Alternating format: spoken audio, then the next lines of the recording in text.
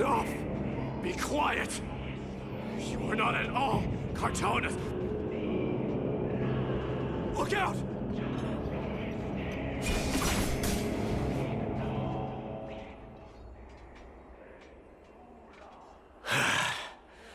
Nice move.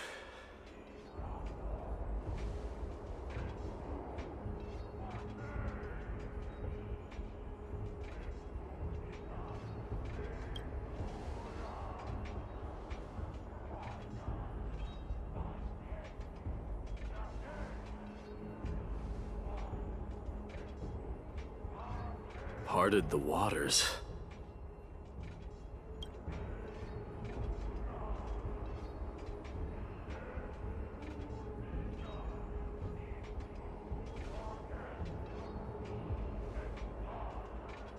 So, you are Dan Heng. What did you go through before meeting us?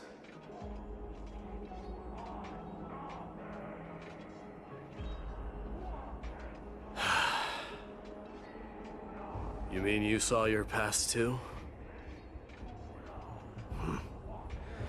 The trial of strife is a vicious one, all right.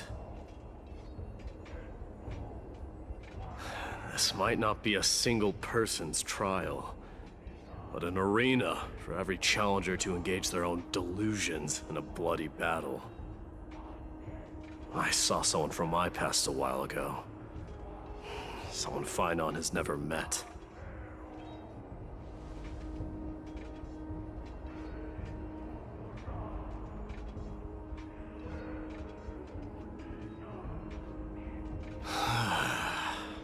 We can only hope this battlefield is nowhere as extensive as I imagined it to be. Let's first follow the sounds of battle to their source. The battle cries seem to be getting a lot louder.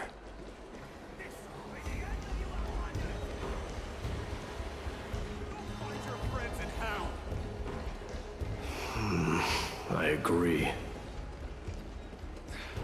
Cursed brutes. Just as I thought. This is where the battle cries were coming from. The true entrance to Nikador's trial.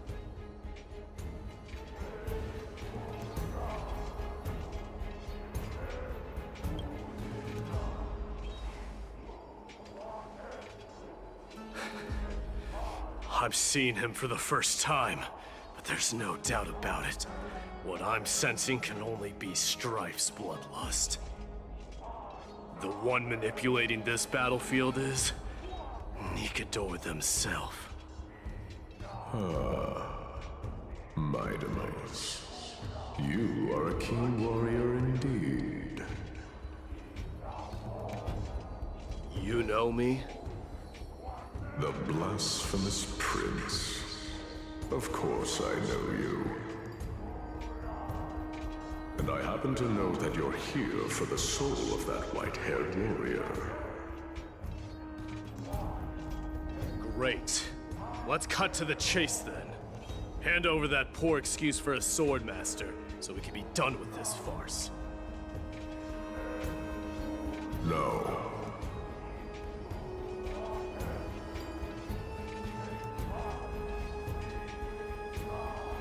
I applaud your courage and strength for coming this far, but you have chosen to besmirch the dignity of one who has fallen, and I cannot turn a blind eye to that.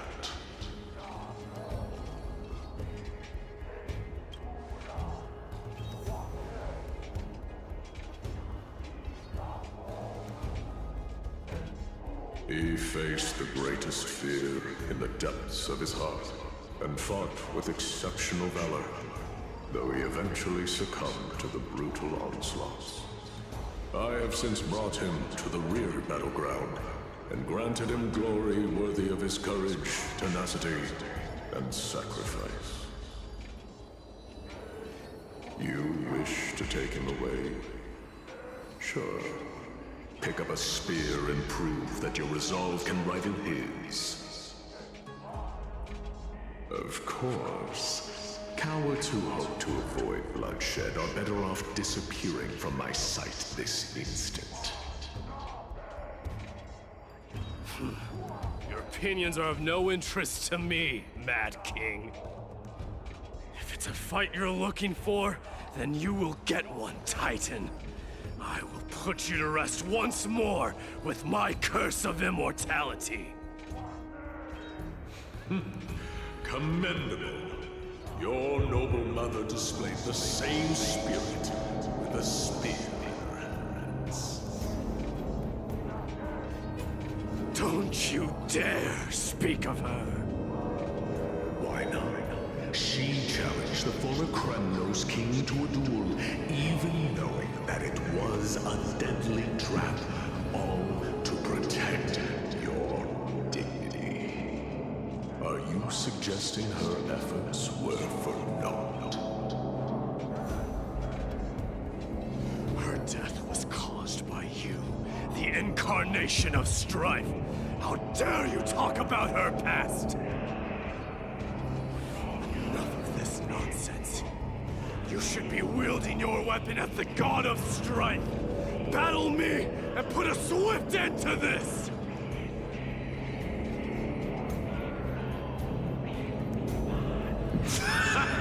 Your hatred is as clear as day, my Demos. My words must have stung you deeply. But thanks to that, I have also come to realize. This is why you killed your father for the throne, only to let your signet sink to the bottom of the Sea of Souls, refusing to let the glory of Kremnos live on. This is why you slew the Strife Titan, only to reject the core flame, letting strife continue instead.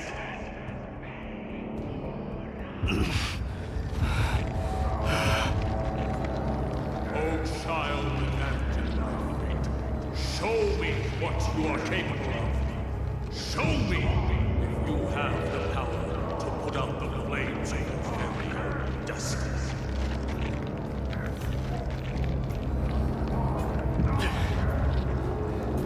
I will rip your chest apart, Titan. The same way I ripped apart that former king. I see you wish to repeat this. Come at me then. Ignite the flames of your fears and step onto the battlefield. Take this fierce battle to the boundaries of strife and consume me. Or lose yourself in the fight and watch your defeated corpse burn to ash. Remember this. The son of Gorgo will be crowned in blood. Very great. Unjust. Essential. To you, the successor of Kremnos.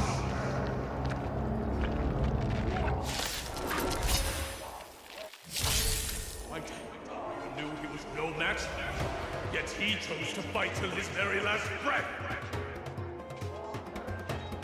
What about you, Maidamos? Can your murderous intent match up to what fate has in store for you? Prove to me that you are worthy of this power! Lord Kings of Kremnos, this is the power you desired? Burn it all! Through my blood! Forever doomed!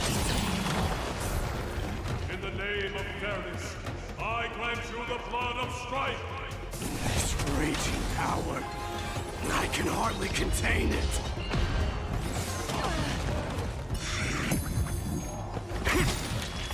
Knowledge, the measure of truth and falsehood. Forever doomed!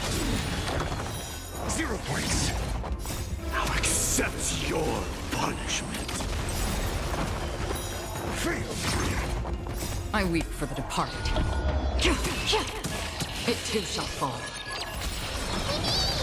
Destined for oblivion.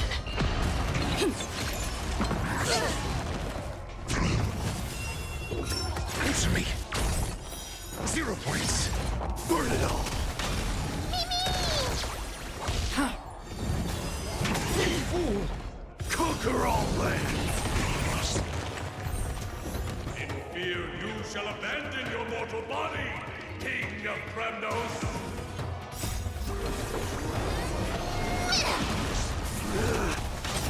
How noisy! From the still waters of oblivion.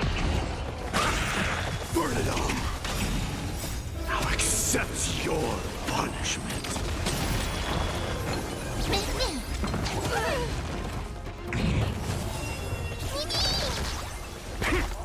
Destined for oblivion. I weep for the departed. It too shall fall. Forever doomed! Knowledge, the measure of truth and falsehood. A test. 0 points.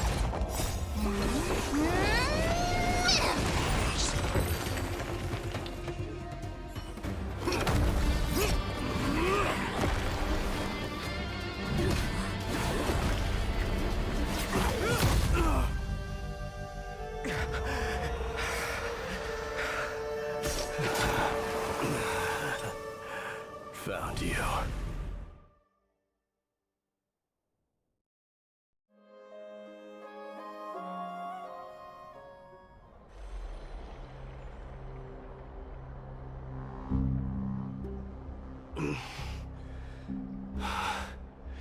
I did my best.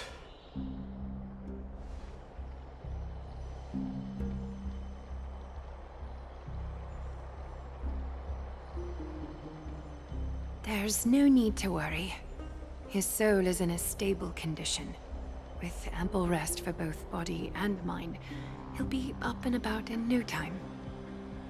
The greatest fear in the depths of his heart. Lord Finon must have been forced to relive his past during the trial, and revisit his homeland that had fallen to the Black Tide. In all likelihood.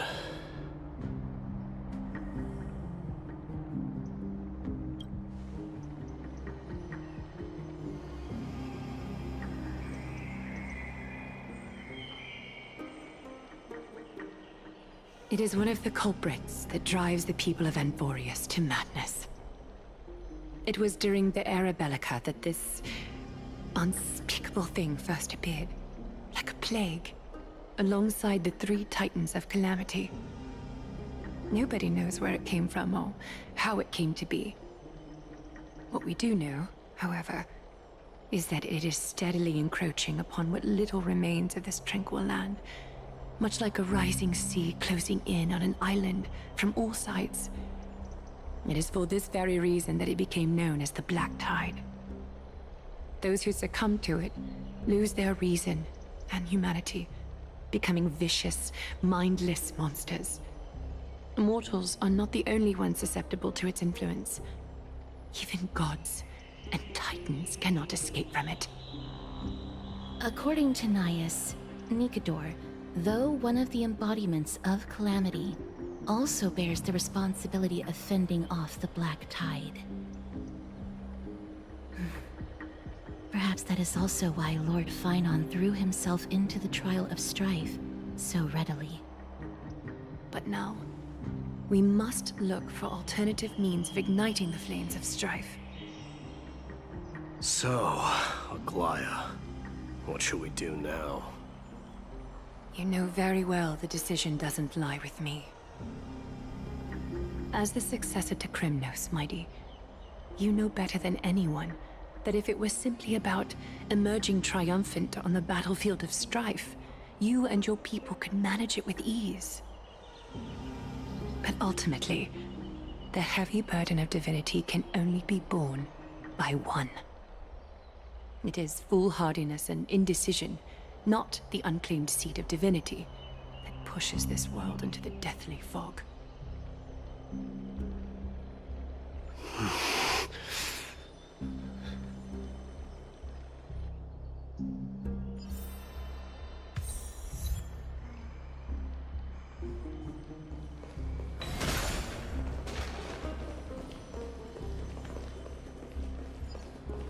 I'd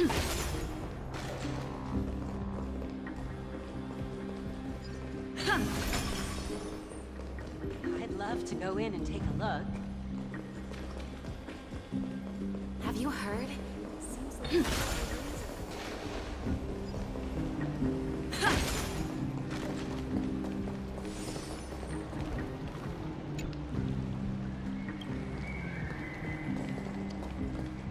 Just hearing this melody makes me feel better.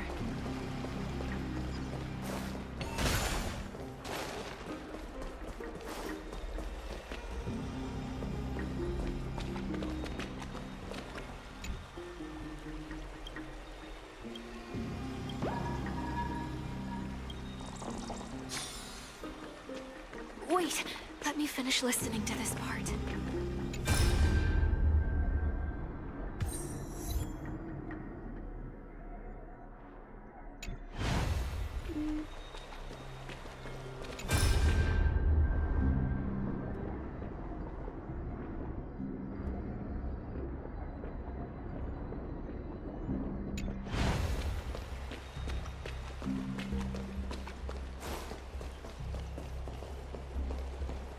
I don't know how long I'll be able to live. Faith can dispel the black tide.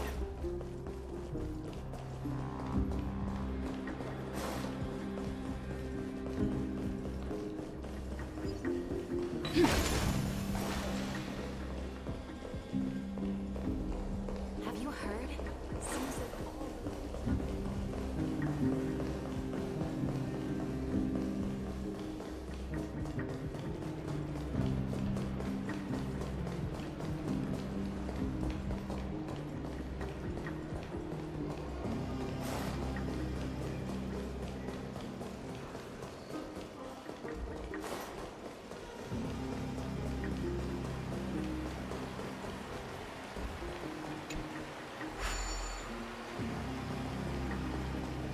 Thank you for the food you give us, girls.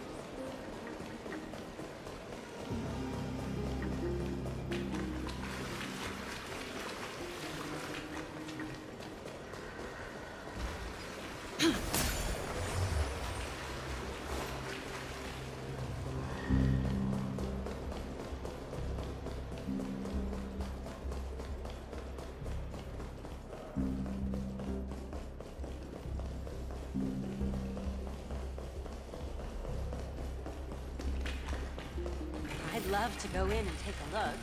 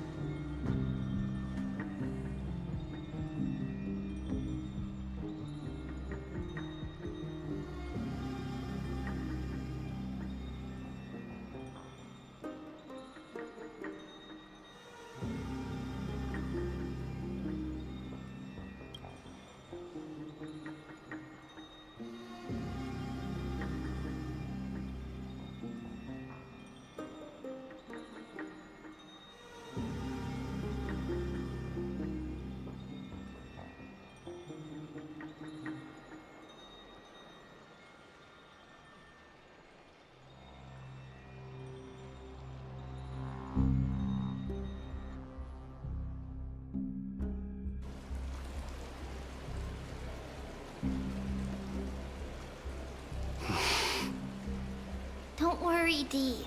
This isn't the first time he's been like this. A long time ago? I'm not worrying about him. Oh, alright. You're a little quiet, though.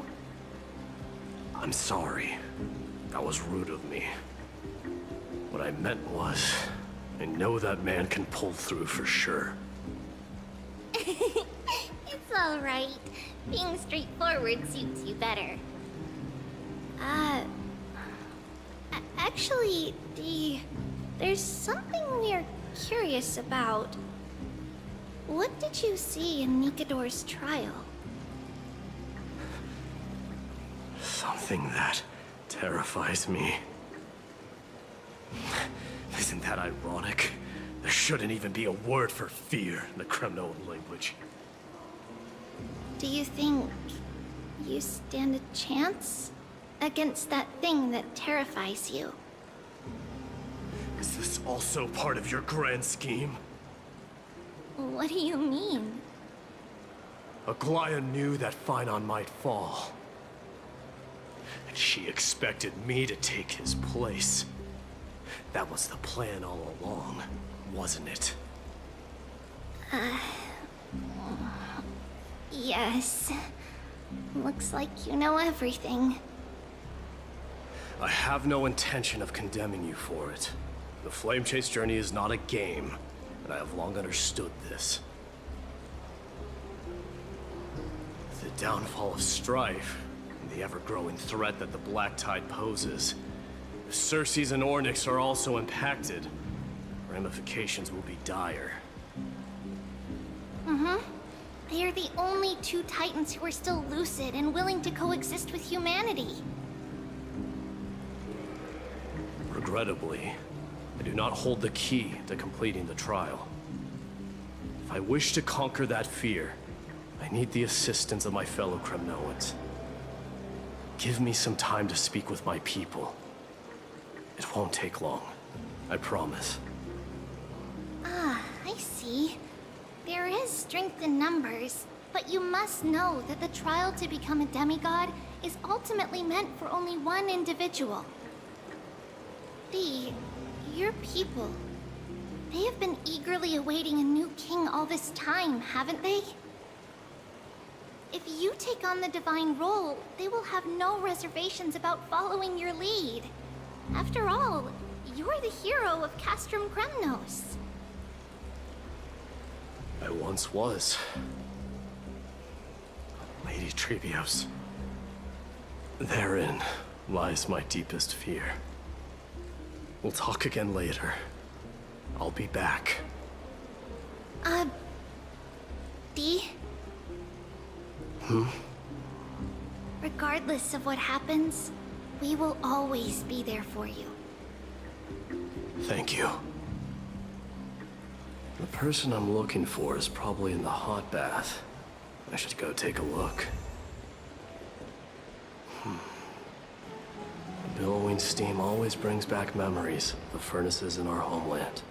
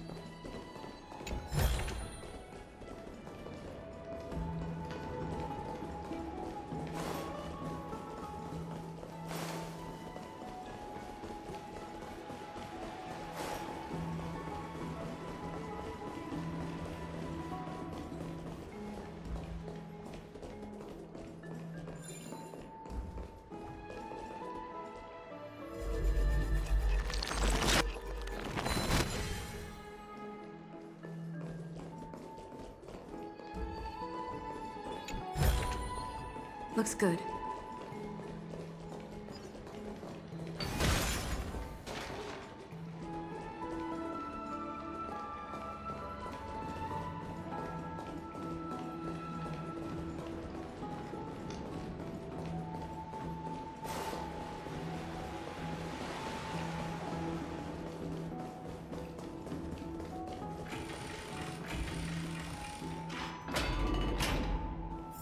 Children left unattended by their parents? That's not safe.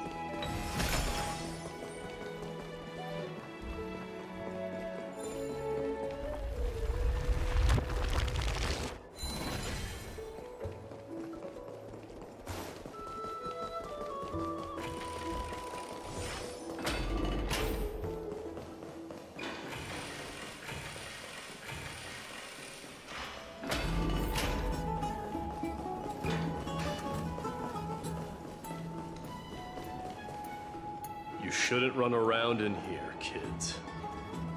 Hey, it's the Crown Prince! Are you also here for a bath? I want to hear stories about good feats on the battlefield.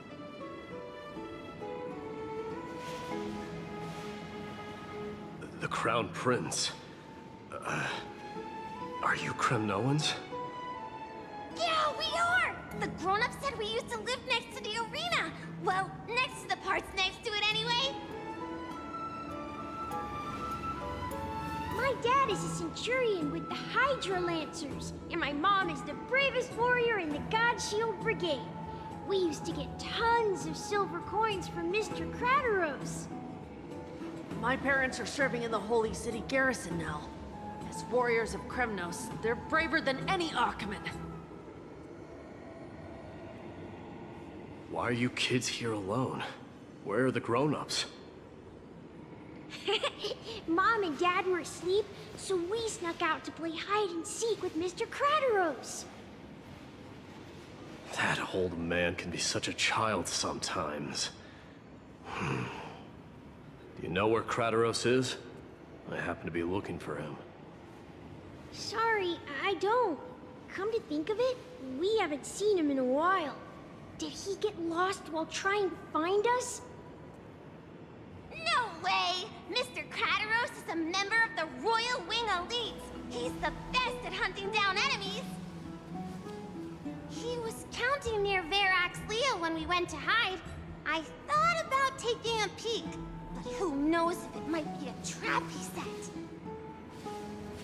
It was prudent of you to be cautious. So, which Verax Leo was he with?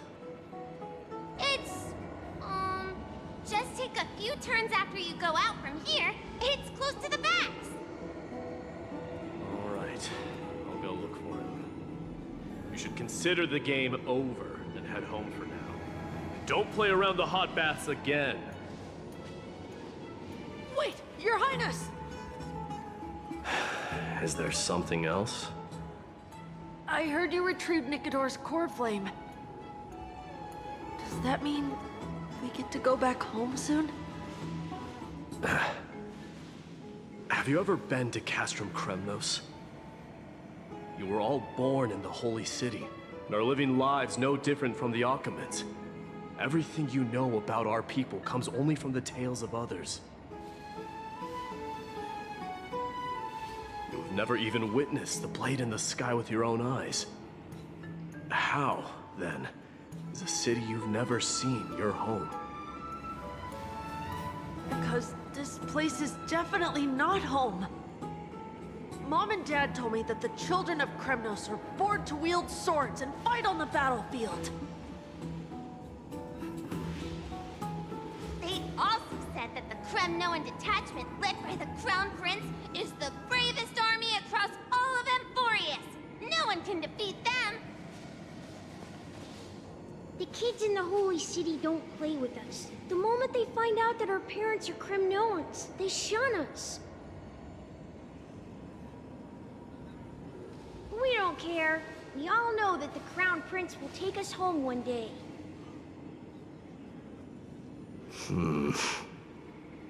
That time has not yet arrived. But, young men of Kremnos, heed my command. Return to your parents at once. From here on, you are to dedicate yourselves to rigorous training and a healthy diet. You must not neglect these two aspects if you are to become a brave warrior of Kremnos. Only by following this path can you be deemed worthy of returning home. Yes, Your Highness! The future of Kremnos. I should find Krateros.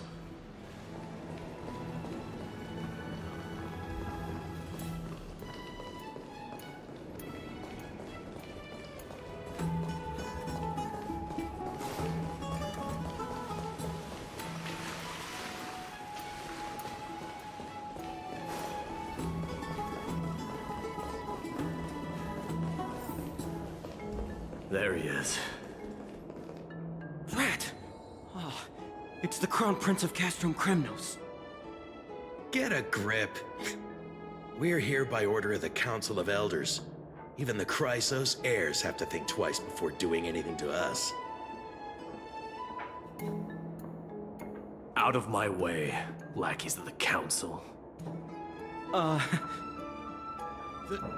The Civil Guard of Akama is on official duty. Please keep out of this area. Calm down, my lord. You play nice. Don't make me repeat myself. I'll allow you to pass this time, but just this once. So, you think yourself knowledgeable? Then here is a question for you. Do you know how Chrysius Leo in Castrum Kremnos came to be mounted on the wall? I don't know, my lord.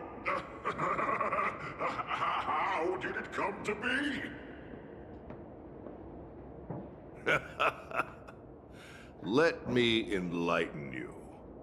A long time ago, the founder of Castrum Kremnos led a group of warriors to hunt down a lion on the outskirts of the city of Tritos.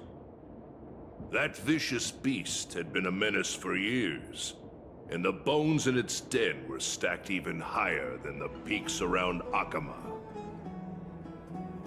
But do you know what happened? Nary a moment had passed after the beast's head peeked out of its den, when the Kremnoan warriors surged forward and brought it down within the blink of an eye, shattering its knees with a single strike. And then... Why are you red-faced already?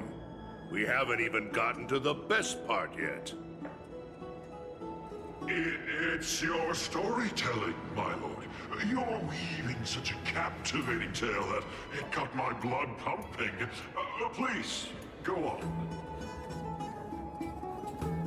Well, if it isn't Lord Mighty. It's been a while. Oh, what in Akama is happening? To what do I owe the pleasure, son of Gorgo? Krateros. My esteemed teacher. Let's talk somewhere else, Mighty Mos. I'm tired of speaking with this silly lion. What about the Council's informants? Those two hyenas are nothing but scavengers of rotten meat. They couldn't bite even if they tried. They can follow us if they want to. Let's go.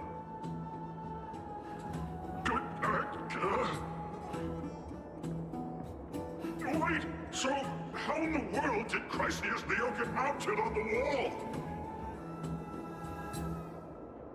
Keep up with us, you hyena. Oh, sorry. I meant officers. Hey, old man, how dare you? Calm down. Calm down.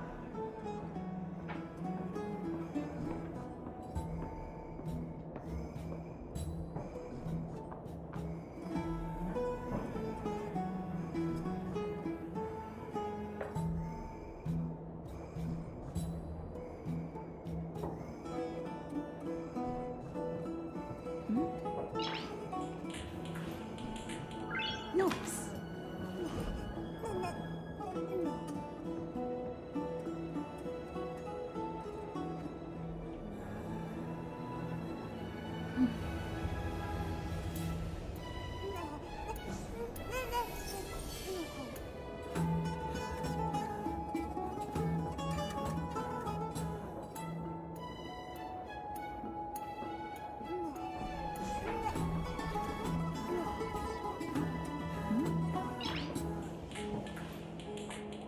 Nice.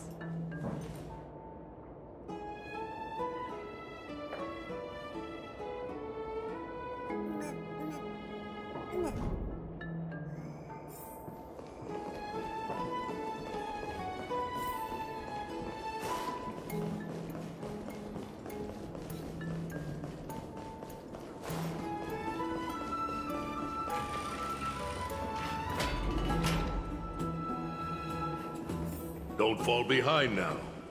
Unless you want to upset our friends here. Don't you dare try any tricks with us. We're almost there.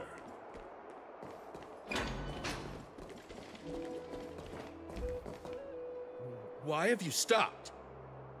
This is a nice spot for a private chat. Shall we, sir? Let's do it.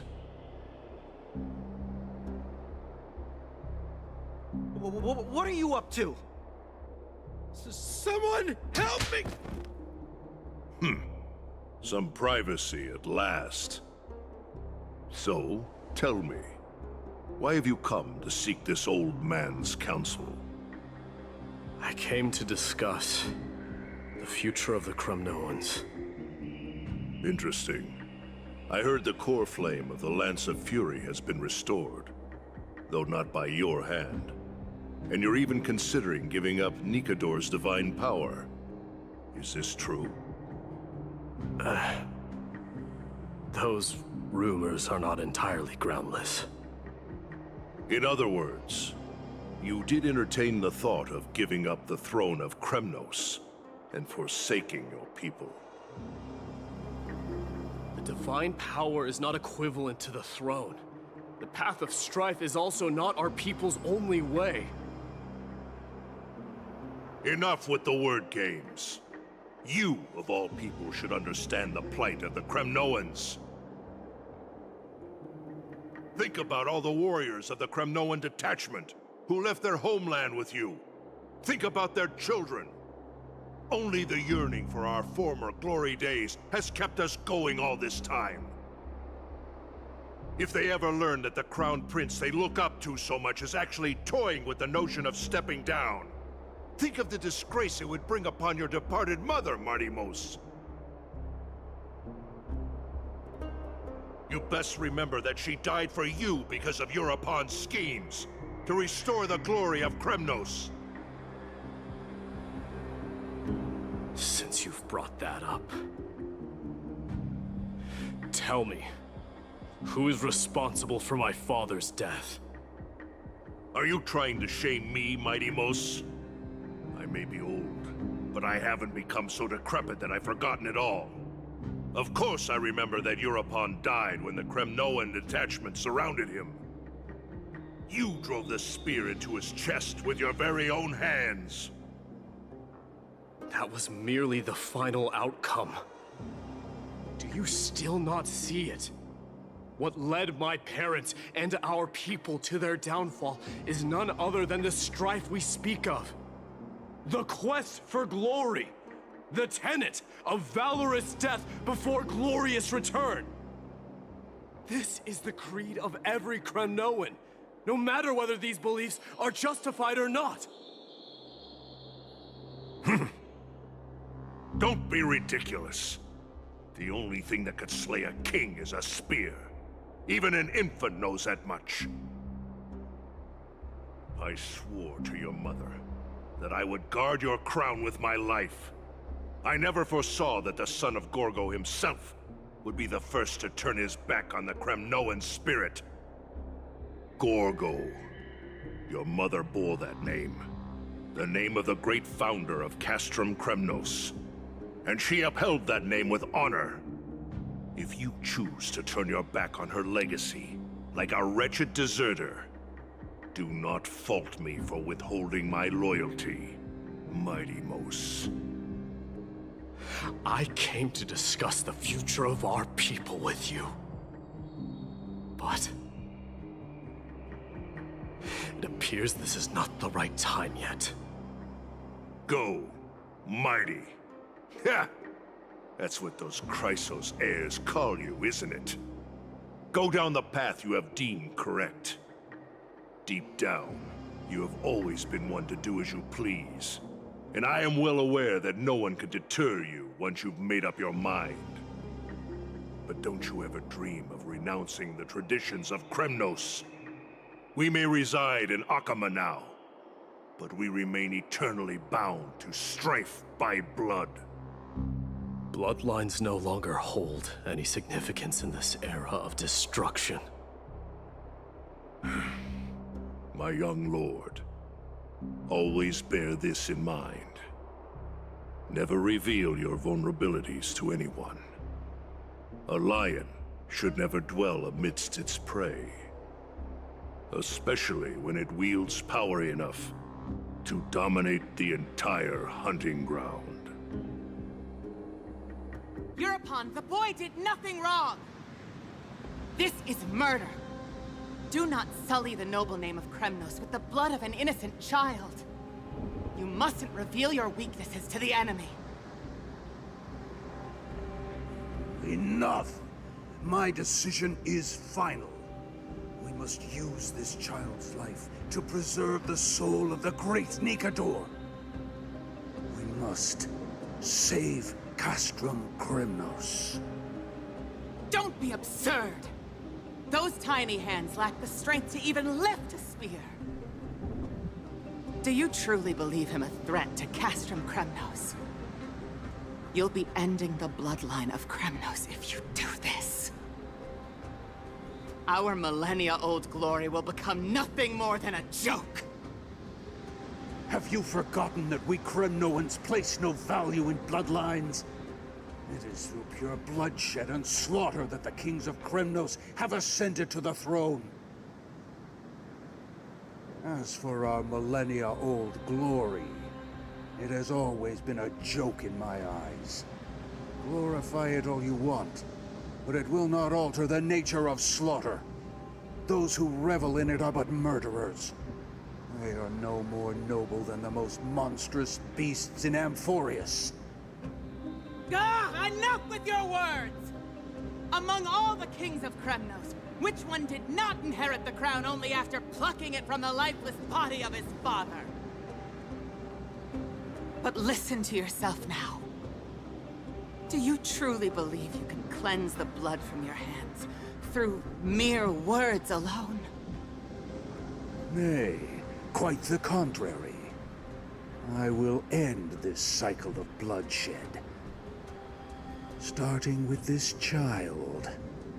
With these blood-stained hands, I will end it all. Your failure is inevitable, European. You are just a coward who can only raise his blade against his own child! A beast that murders his own kin. Royal Wing elites, and Ephors of Kremnos! You cannot sit idly by and watch this atrocity unfold. If you consider yourselves the honorable sons and daughters of Gorgo, then take up your spears and join me in putting an end to this bloody charade! Does anyone else have any objections? If so, come forward with your spear and prove your mettle. Understood. 5, 4,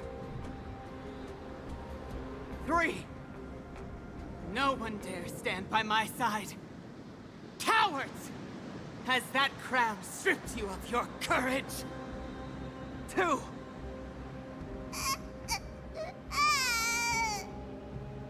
One. It appears there are no objections. Then, in accordance with the Kremnoan Council's principle of tacit consent, the decision is final.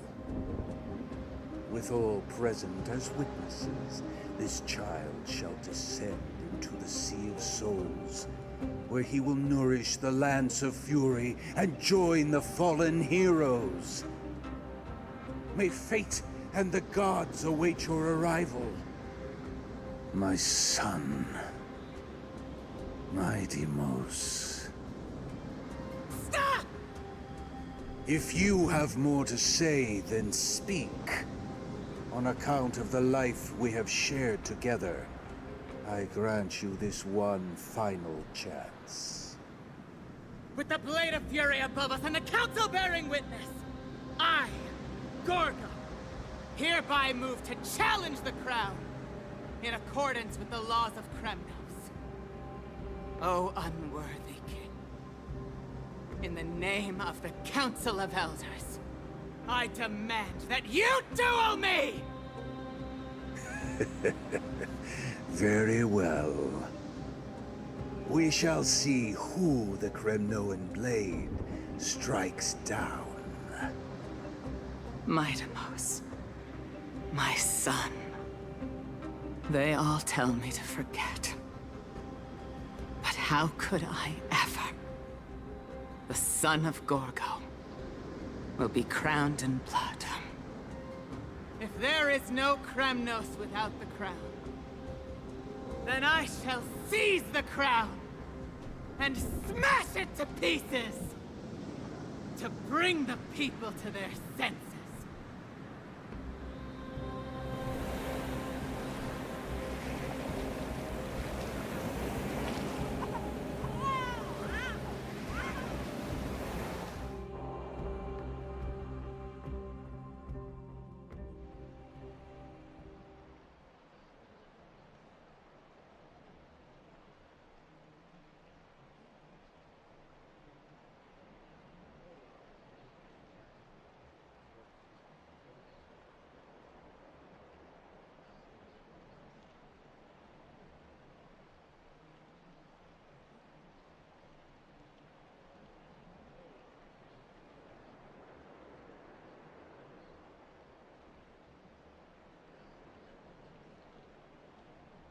Miss, you're awake. Is the room too cold? I apologize for arriving uninvited. I saw that you were still asleep, so I took the liberty of waiting nearby. I bring a message from Lady Aglaya. She has prepared a gift for you and Dan Hong, and wishes to present it to you in person. I'm glad you're in good spirits. All right, let's set off.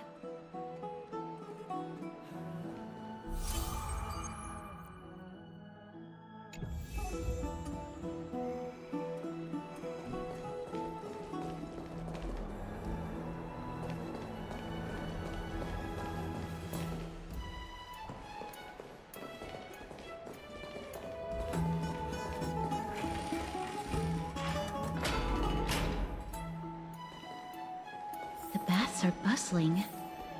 Now that Nikador has fallen, the soldiers in the city can finally catch a break.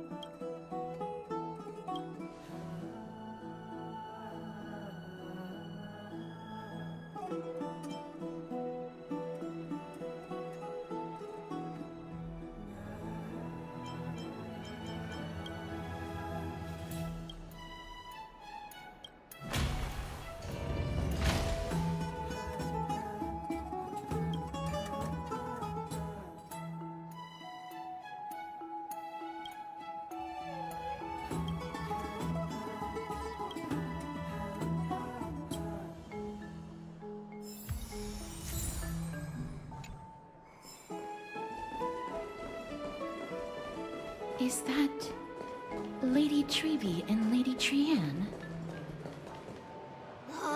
You must have forgotten. This is a precious relic from our hometown. We definitely all saw it back then. Trianne, this is a counterfeit. We both know it's impossible for something this fragile to have survived all those years in one piece. Nothing is impossible. We are fragile too, but we still got through those sad times. Ugh, look at that color and how it glitters in the light. It's exactly as we remember it. Why won't you buy it? If someone else gets to it before us, we'll miss our chance forever. Calm down, Trianne. You need rest.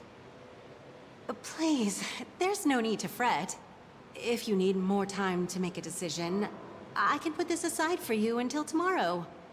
Or until you're ready? No, it's all right. Trianne is just...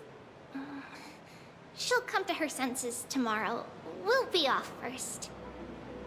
Trianne is just... what? Trianne is super mad, that's what! You've forgotten all about Mama!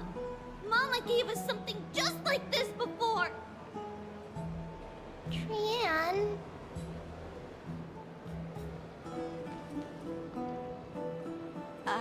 See you tomorrow? I hope you two patch things up soon.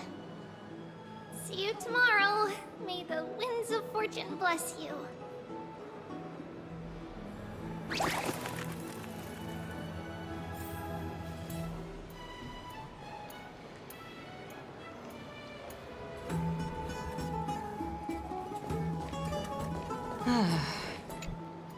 Excuse me, if you don't mind, could you tell me what Lady Treby and Lady Trianne were discussing just now? Oh, it's Miss Casterus. It's been a while. Well, honestly, I'm not quite sure myself. See, I have a little hobby of collecting handicrafts. Some time ago, I found this trinket being sold at the Marmorial Market, and bought it to use as decoration at my stall. When Lady Treby and Lady Trianne walked by earlier, Lady Trianne happened to catch sight of it, and promptly insisted that it was a precious memento from her hometown. But Lady Treby believed it to be a counterfeit. She said it couldn't possibly be from Yanisopolis. The likelihood of such fragile glassware surviving the Chrysos War is simply too low. For some reason, Lady Trianne became awfully upset after hearing that. I see. Madam, would you mind selling this trinket to me? Certainly. It's just... if it truly is a relic from Yanisopolis, it could be worth a small fortune. Miss Casterus, I'm running a business here after all, so... I understand. Feel free to name your price.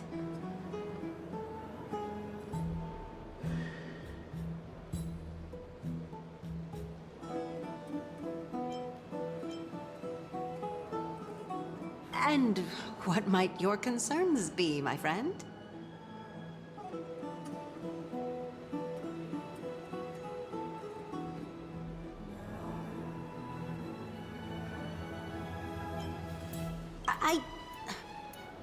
Fine. I'll sell it to you at cost, as a sign of goodwill, Miss Casterus. Just promise to support my business in the future. Much appreciated. Thanks for helping me out. I'm not one to venture out often, and while I have some savings, it takes a lot out of me to even talk to people, let alone haggle. Had you not been here, I would have been set back plenty. The authenticity of the piece isn't important. What matters is that it holds special meaning for Lady Trian and reminds her of her hometown.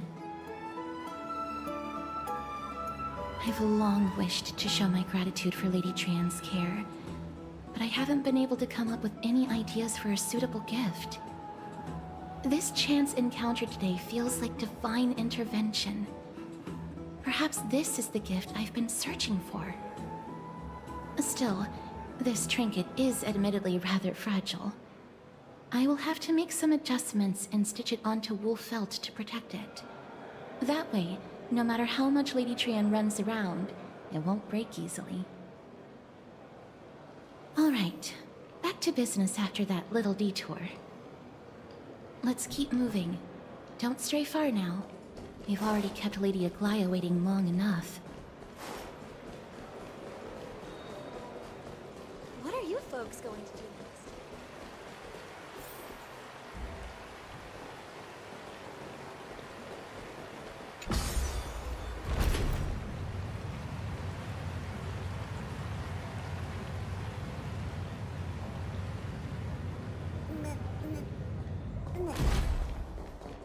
It seems your friend arrived before us.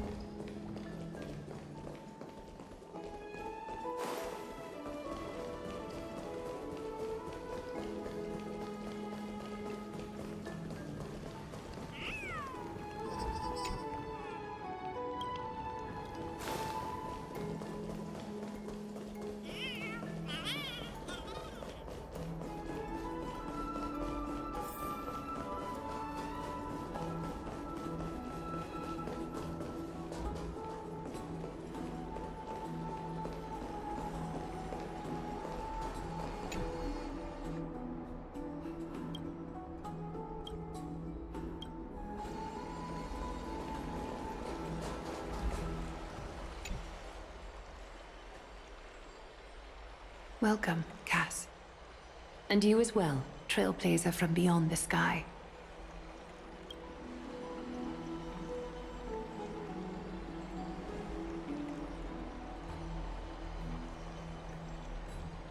For all that has happened, it was never our intention to drag you two into the battle against Nikador and jeopardize your safety. To express our gratitude for your kind trailblazing endeavors, we would like to present you with the highest honor of Akima. This is the dew of divine blood, brewed from crops nourished by the blood of the Titans.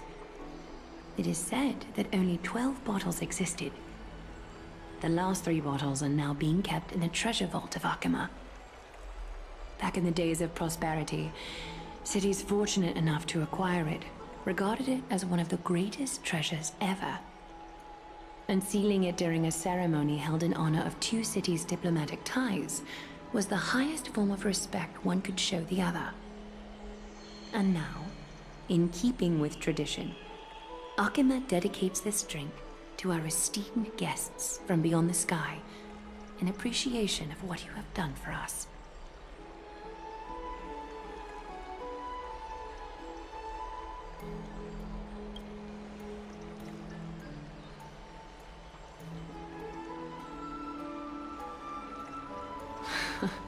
Very perceptive, Mr. Dunhung. Your heroic deeds have proven that you come in good faith. With the dew of divine blood as testament, we wish to forge an alliance with the Trailblazers.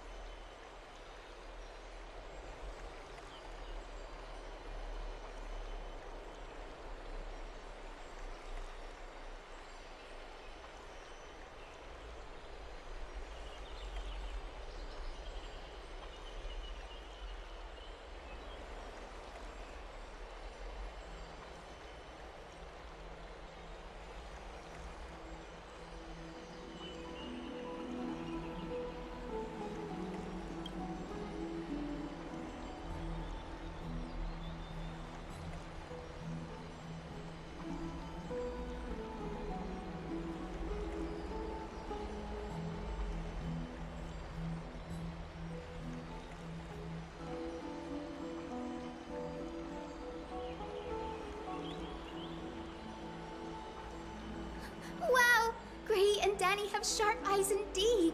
You'd make outstanding members of the Twilight Courtyard. No need to worry, by the way.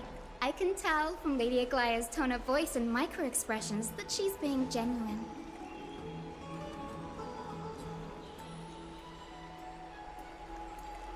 Not only are you guests from beyond the sky, but you've also done so much for Akuma. You're practically heroes to us all. Lady Aglaya would never subject you to Aquila's judgment. Hyacinth, thank you for taking care of the wounded of the past few days. Oh, it's no trouble at all. The patients are very cooperative when we attend to them. I'm just thrilled to see them all going home healthy again. Oh, it's Cassie! Oh, I've missed you.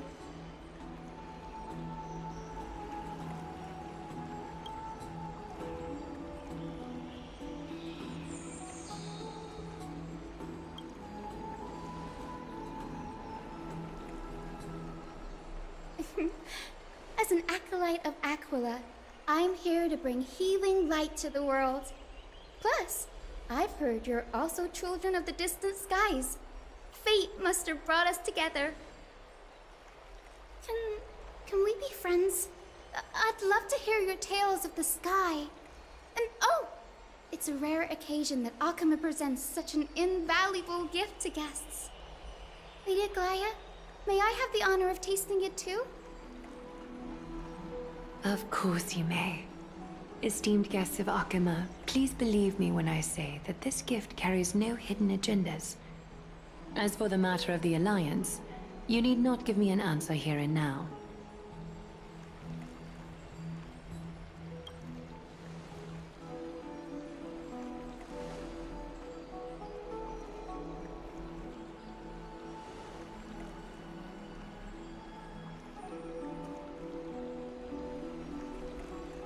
Yay! Then I'll get started on my questionnaire.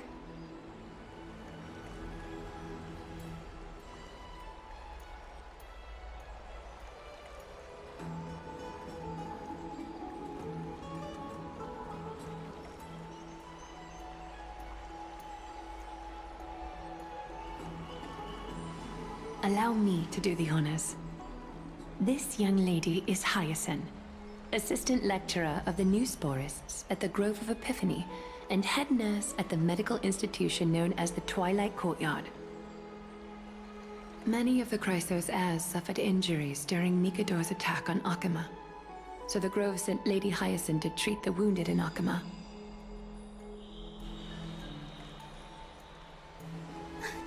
But what I'm really good at is helping people sort out what ails their mind and spirit. If you're ever feeling troubled, come find me. A little sunbathing in the courtyard will chase all your worries away.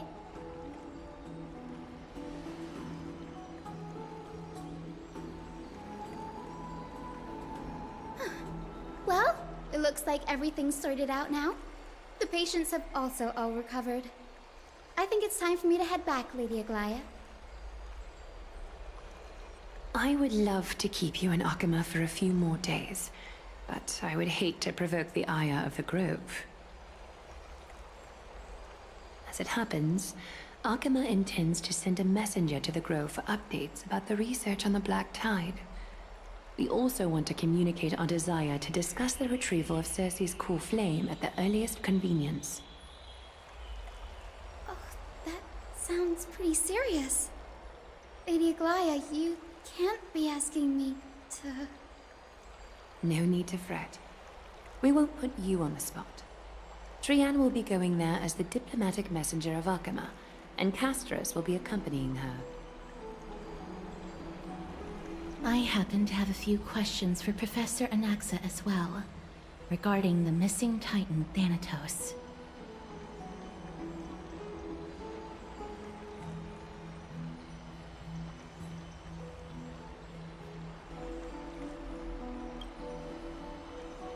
If you're not keen on just sitting around, Miss Trailblazer, why not go with him?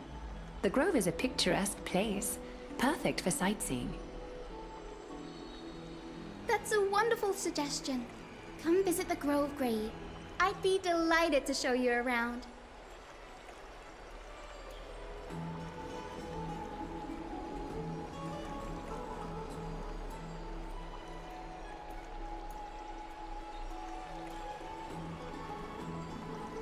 In that case, do bring this spindle along with you. This tool, called the weft, is used to spin thread and has been passed down in my family through generations. Though it doesn't see much practical use nowadays, it's become a symbol of great significance. In this respect, it is the perfect token to represent my will. If you encounter trouble at the Grove, just take this out and show it to them. While you're in the Grove, the golden thread of the weft can also render all things around you visible, regardless of whether they're corporeal or not, allowing you to see things as I would. Castris knows this too. Make good use of it. Trian is already waiting for you at the outskirts of Okima, so I won't keep you any longer. May your journey be smooth.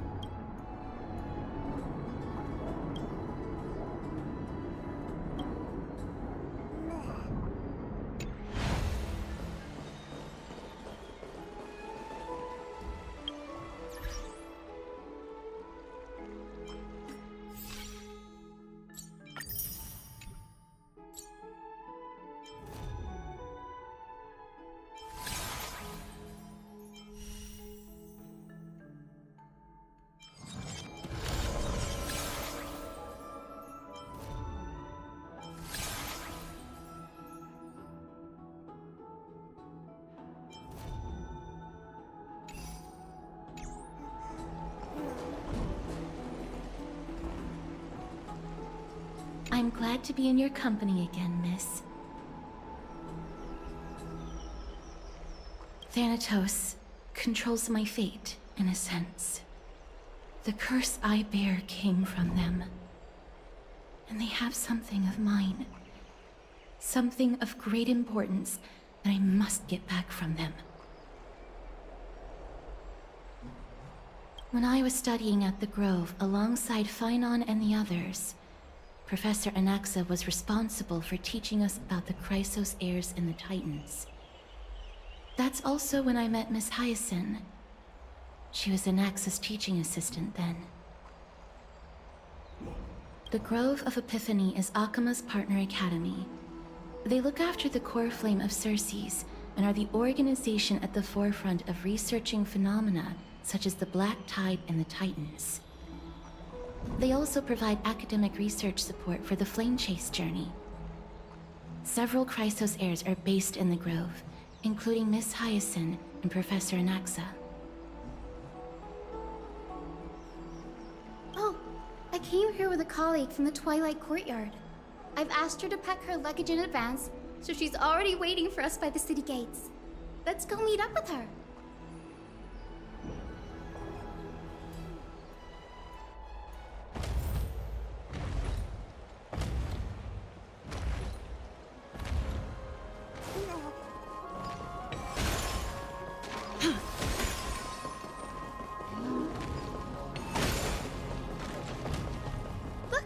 There she is! And Lady Trian. But who's that they're looking at?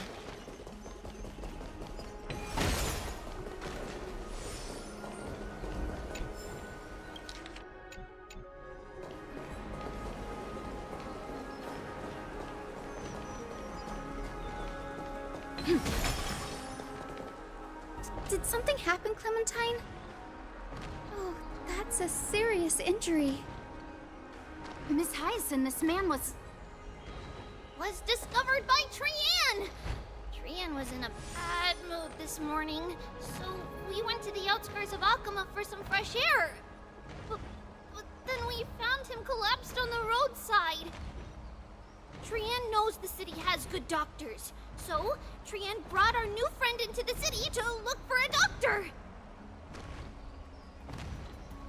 I was waiting here for Miss Hyacinth when I bumped into Lady Trian. But by then, this man was already in critical condition, so I had to perform some emergency treatment first. These wounds, they're caused by the Black Tide. This is bad. Clementine, prepare a ward for this man at once. I'll treat him myself. It's a miracle he's still alive, considering how badly the Black Tide injured him. Gray, Cassie, and Trian, would you mind making your way to the grove first? Once this man is out of danger, Clementine and I will join you. As a healer, I cannot ignore those in need of medical attention. I understand. May fate have mercy on this poor man. Trian believes he'll get better. Everybody, follow Trian! Fly, fly, fly away from Akama!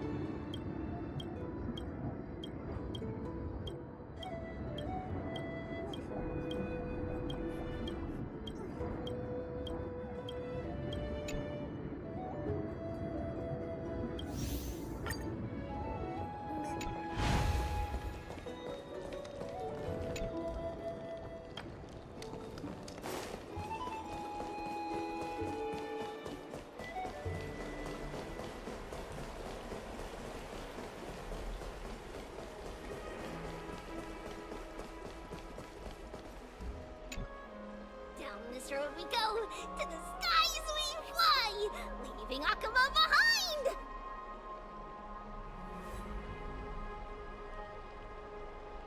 Little Cass, little Gray, are you ready? You might not be aware of this, but using the sentry gate takes a significant toll on Lady Trian. Trian promised Treeby that we wouldn't open the gate unless we had no other choice. I'm ready, too. Okie dokie! Everybody, let's hold hands. To the grove we go!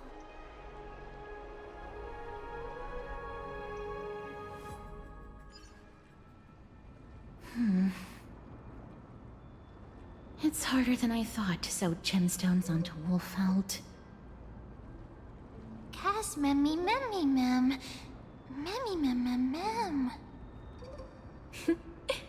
Mem wants to try sewing. Here, why don't you give it a go? Memmy, mem, mem, memmy, mem. Memmy, memmy, mem, mem, mem, mem, mem. It's hard not to like Mem when they're so adorable. Oh, this is amazing. It seems as if their voice has become more intelligible after the battle with Nikador.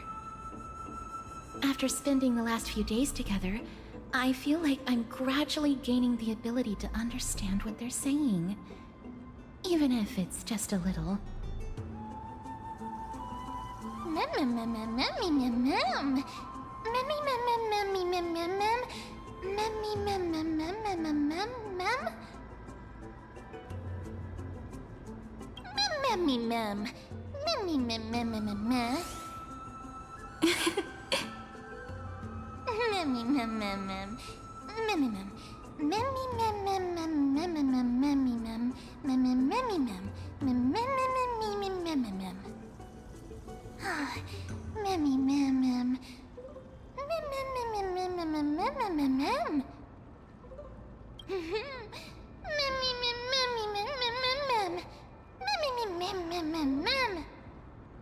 Cute. Is everybody awake? Little Gray, little Cass, and a little pink puppy? Puppy? Mem.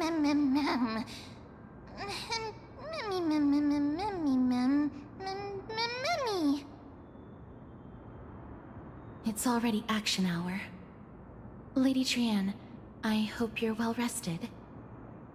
You were talking in your sleep. Did you dream of many things? Sleep talking? What did Trian say? Something like, Mommy, doll with sword, let's fight together. We'll be brave. Ugh, it's so embarrassing. Please don't make fun of Trian. Of course not. Wasn't Lady Trian's mother also the Holy Maiden of Yanisopolis? Uh-huh. Mama was the strongest holy maiden in all of our history. She also gave us the prophecy of deliverance.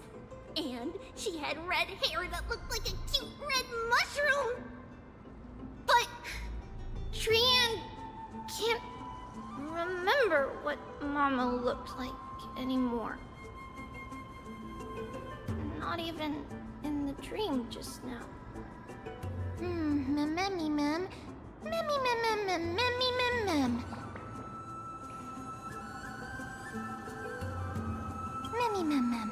Memmy memmy mem. Memmy memmy mem. Memmy memmy yummy mem.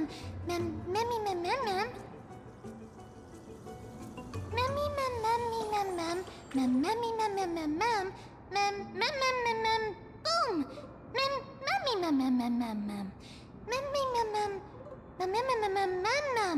Mem? Trian thinks that's a great idea! Can the pink puppy help Trian out? Mem. Yay! And I'll call you... Little Memmy from now on! Mem.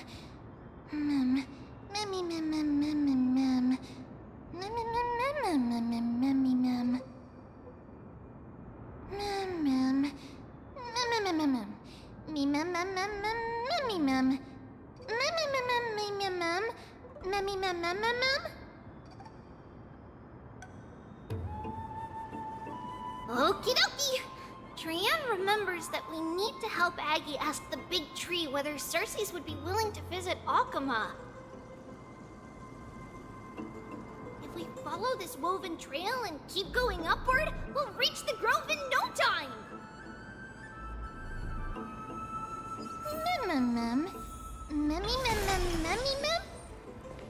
Legend has it that whenever they requested an audience with Cersei's, Nestia would always...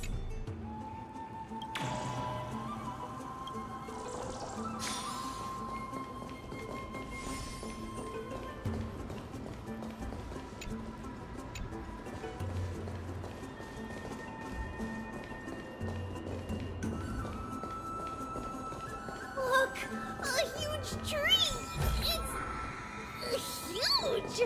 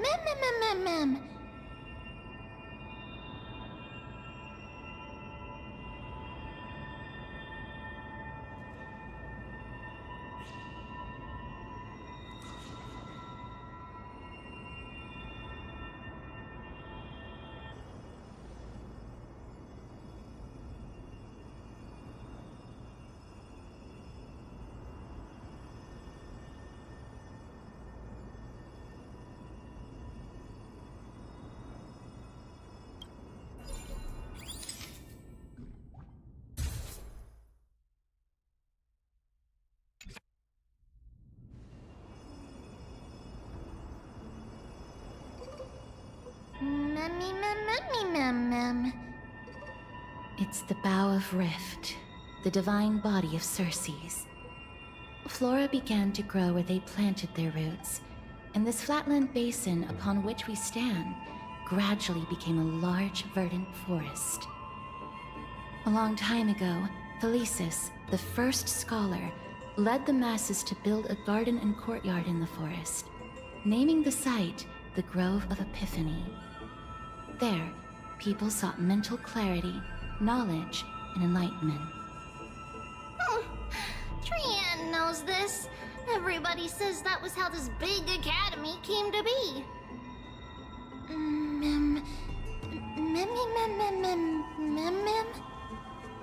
Something feels off. The Grove has always welcomed scholars.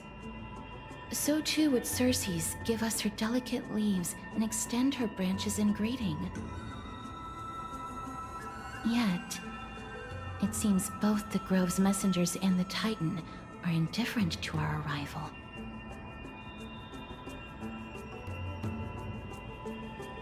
There should still be a way in. I'm just a little surprised. Maybe everybody's still asleep because classes haven't started yet. They don't want to be disturbed, so they shut the entrance.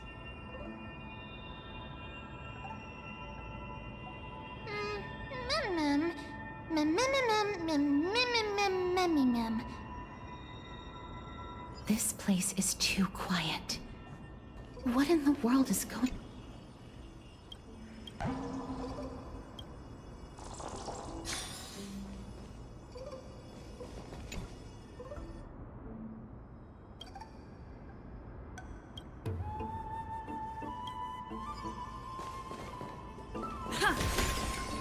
Oh, Trian found it! Everybody, fly across to the other side!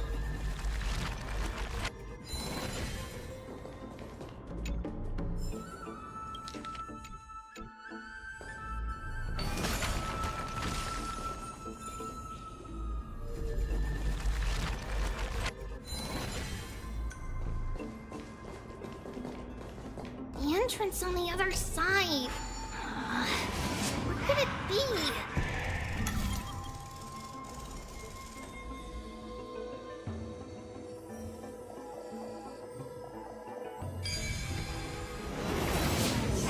His eyes are so sharp! I knew you would find it. The courtyard of Storky should be just ahead of us.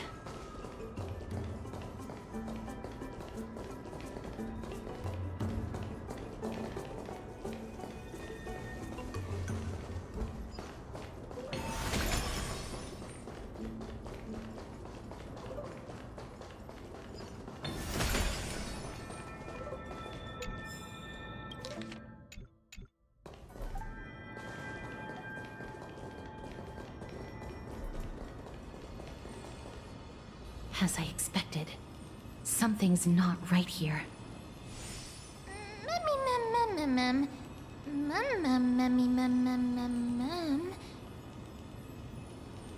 Not to mention that this whole place is also eerily quiet. There is no way she would have neglected such an important diplomatic matter. Hello? Is anyone there?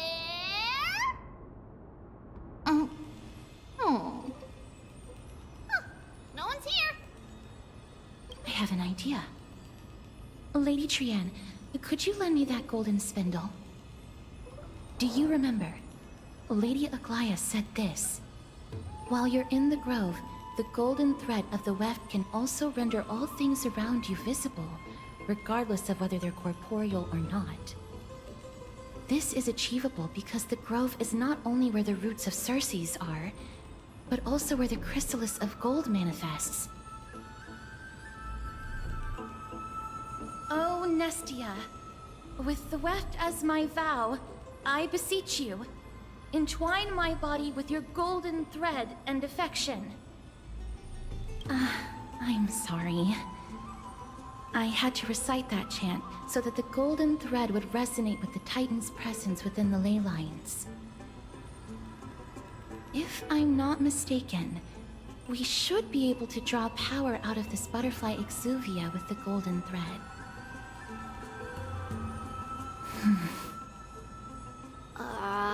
There isn't a reaction. Did it not work? But that shouldn't be. Mem. Are they white dryad flowers?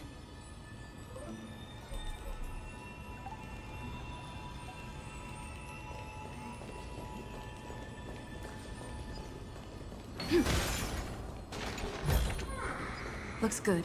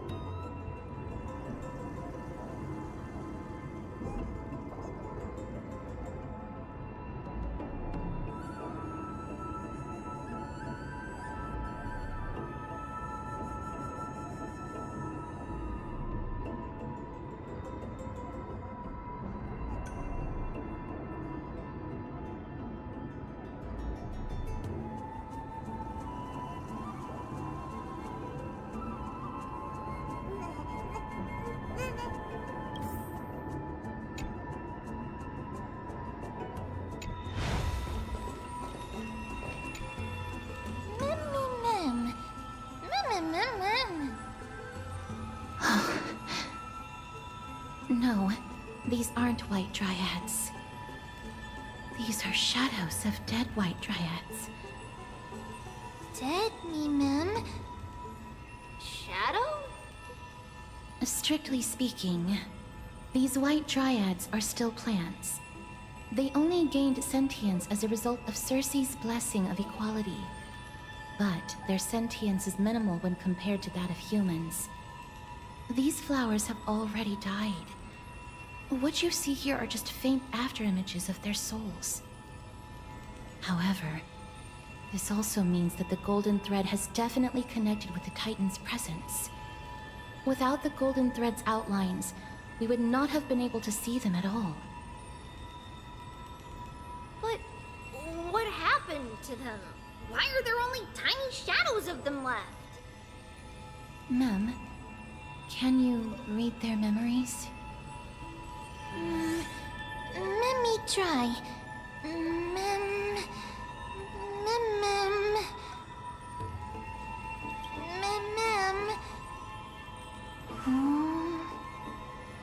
Black cloak, sword towards the great tree.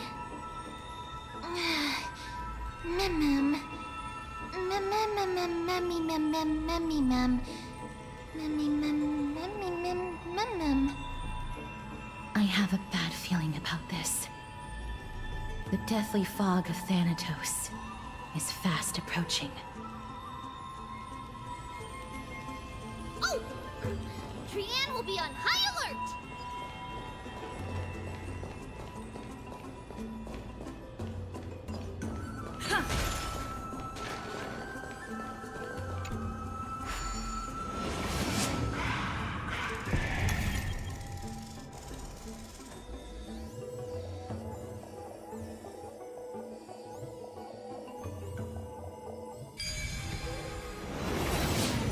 The smell of death is becoming more and more intense.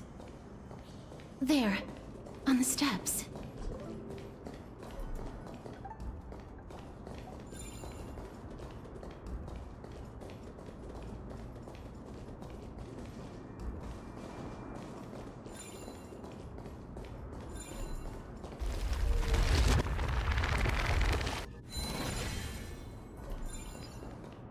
This looks really scary.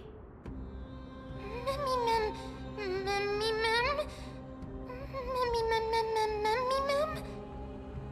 No, it's neither of those.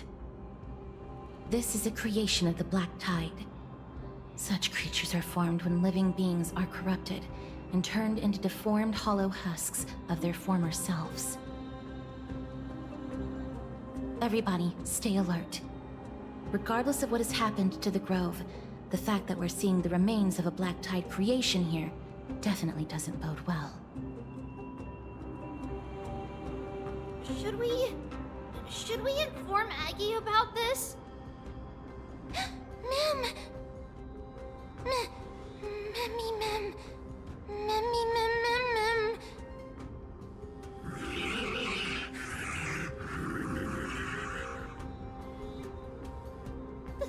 The monster is alive! Trianne will protect everybody! Trianne, please hide behind us. Miss, let's do this.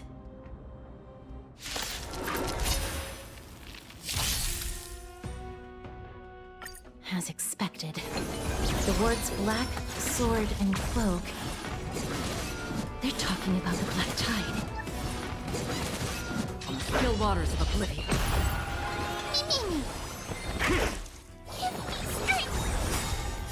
Fiends or devils, I'll crush them all! Knowledge, the measure of truth and falsehood. Again.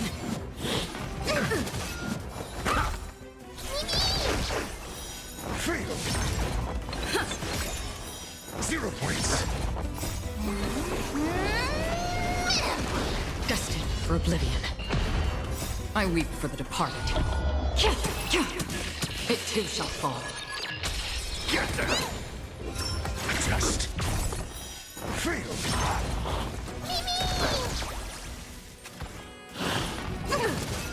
the still waters of oblivion.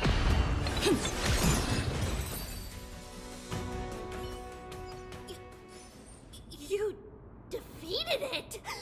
Little Gray, little Kaz, you're so strong!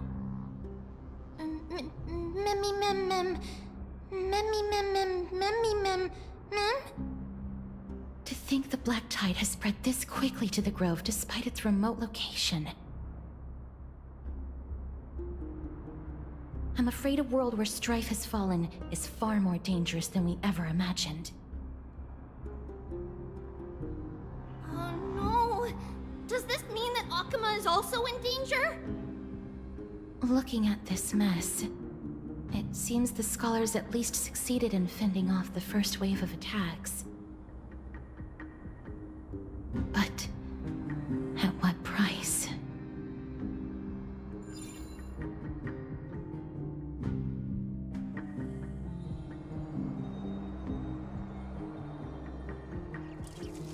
Lady Aglaya, after a few days of surgeries, both major and minor, we were able to save the life of that patient found on the outskirts of Akuma. Thank you again, Hyacinth, for your hard work. The scarring of his organs was especially severe, a result of the Black Tide's corruption. It's a miracle he's even survived. I can't say for sure when he'll regain consciousness. Don't stress yourself out over this. You've already done everything in your power to save him. There's no need to hurry to the Grove either. You deserve a good rest now. Tribi, I have some things to tell you as well. There's something strange about where that patient came from. He is not Akuman. The way the stitches on his clothes are hidden is quite unique. Such craftsmanship is undeniably from the Grove. The Grove? You mean... Now that I think about it, Castris and the rest should have arrived at the Grove by now. Trian just got in contact. The Black Tide has invaded the Grove. We haven't detected any survivors, even with the help of the Golden Thread. What should we do, Aggie? The Black Tide is posing an even greater risk to us now. I did not expect the Grove to be the first to be impacted, though. Can they tell where the core flame is right now? We see it. The core flame is still there, but... But... what? But they can't say for sure whether the Titan has also been corrupted by the Black Tide. Please let them know that for now, the most pressing task is to identify the core flame and transfer it to a safe place as quickly as possible. We must also search for survivors and find out exactly what happened to the Grove. Oh, and find Anaxa. Unless something went terribly wrong, he should still be alive. They've set off. Please, stay safe, everyone. I pray for their safety too. Aggie, how do you know that Anaxa is still alive? I know that man all too well.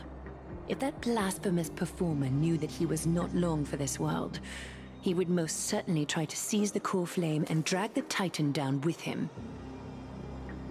Is this a joke as well? No, I'm being serious this time. We're facing threats from both within and without Akuma. The merciless carnage may have ceased, but Akuma's nemesis continues to sharpen their blades even now. They may have even prepared the gallows from which to hang us already. You mean... Even if the divine authority of strife is as yet unclaimed, The Black Tide is advancing more rapidly than I expected. I fear this tragedy is more than a mere natural disaster. Alas, it's too late. The Council will likely take this opportunity to do something... I will try to keep this under wraps for now. But you must also take care and be prepared for anything that may happen. All right. Should I inform Hyacinth about this? Not for now. She must be exhausted after performing surgeries non-stop for so many days. I don't want to overwhelm her with this bad news.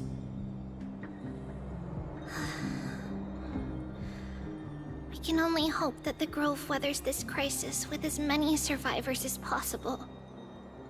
That being said, based on the condition of this patient, Treeby, we should prepare for the worst. It's likely he is the only one who managed to escape from the Grove against all odds.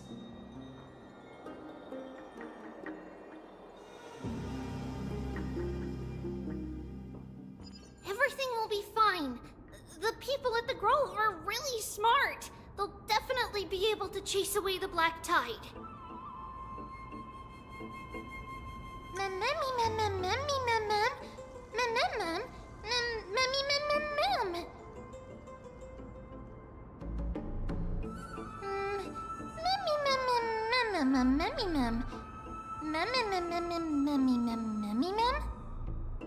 How should I put it? Lady Aglaya doesn't trust Anaxa at all, I'm afraid. Despite being a Chrysosaur, Anaxa resolutely believes that Titans and prophecies are a load of nonsense. During our regular citizens' assemblies, he always votes to oppose the Flame Chase journey.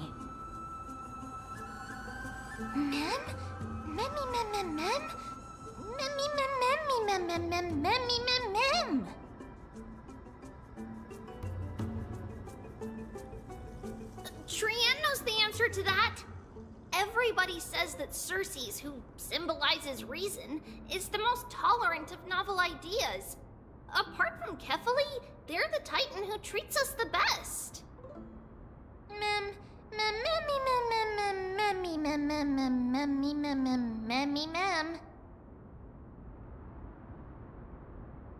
Yes, that is how we formed an agreement with these Titans who bear no harm toward humanity.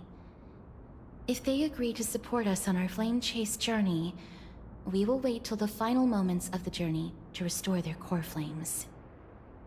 With the exception of Orynyx, that is. They didn't lend us their power willingly.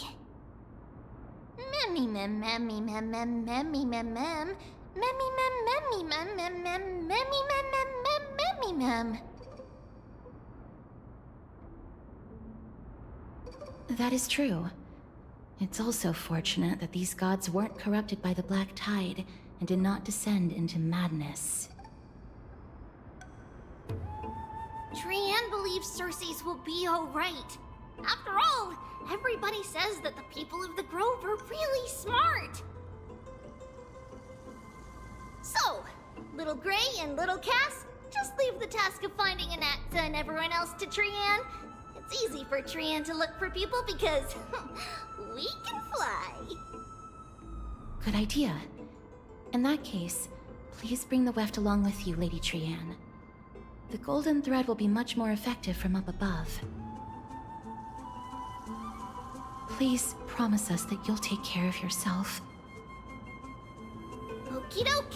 If Trian gets in trouble, we'll look for all of you. In return, if you get in trouble, remember to call for Trian, okay? We'll come right over and open the gate for you.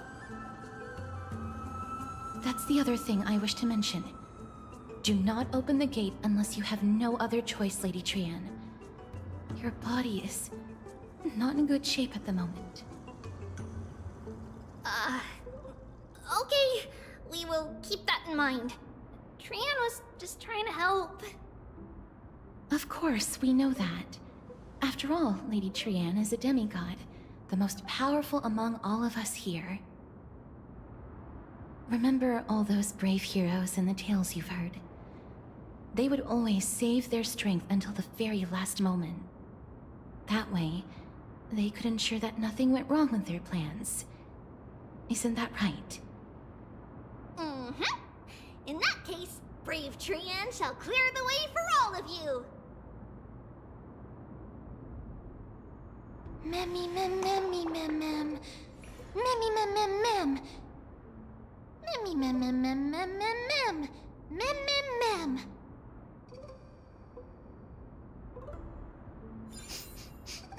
Memmy mem mem mem. So many monsters. Memmy mem mem memmy mem. Memmy mem mem mem. Memmy memmy.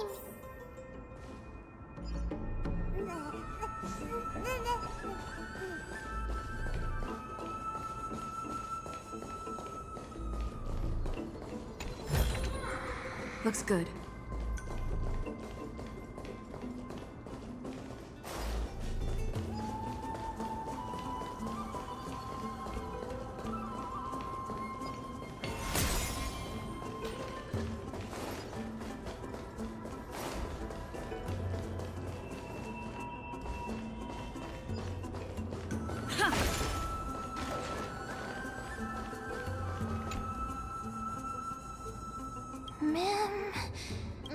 Memmy mem.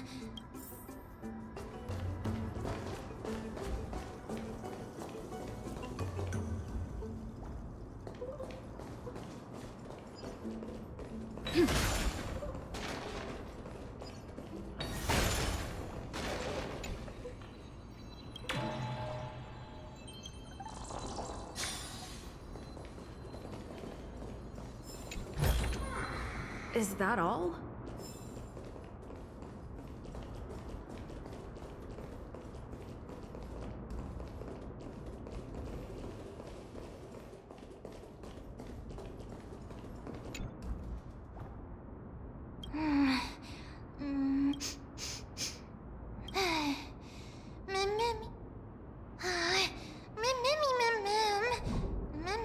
It could be because when a life is devoured by the black tide, it loses its soul.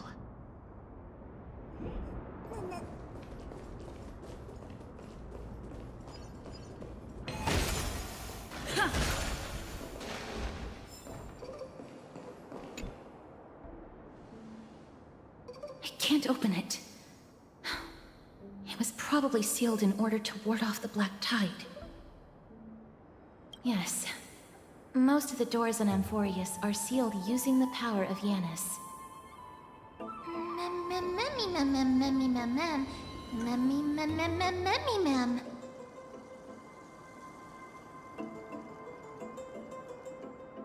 Are you serious?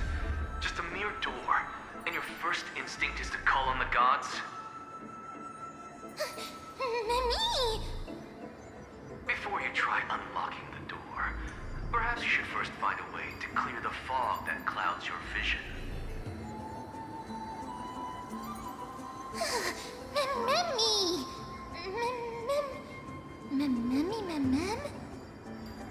My name is Anaxagoras, one of the 7 sages of the Grove of Epiphany, and the founder of the New Sporists. Before we go any further, rule number 1. Do not call me Anaxa.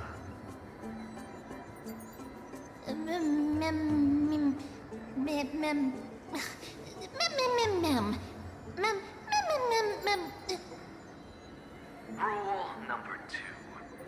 Never interrupt me. Silence is golden.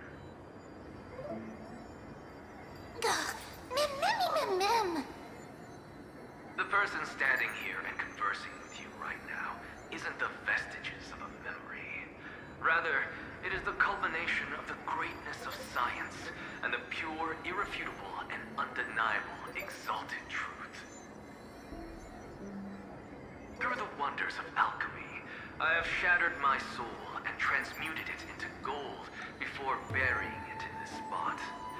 I have recorded these words so that visitors may learn where their next destination lies. Mem? Nothing is impossible. Having said that, alchemy is not omnipotent.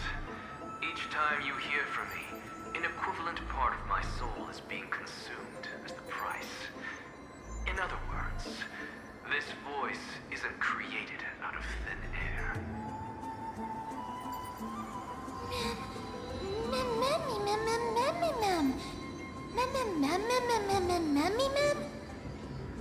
That's because my precise calculations account for every possibility.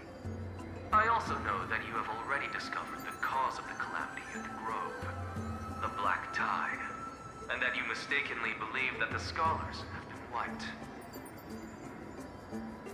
But that is where you're wrong.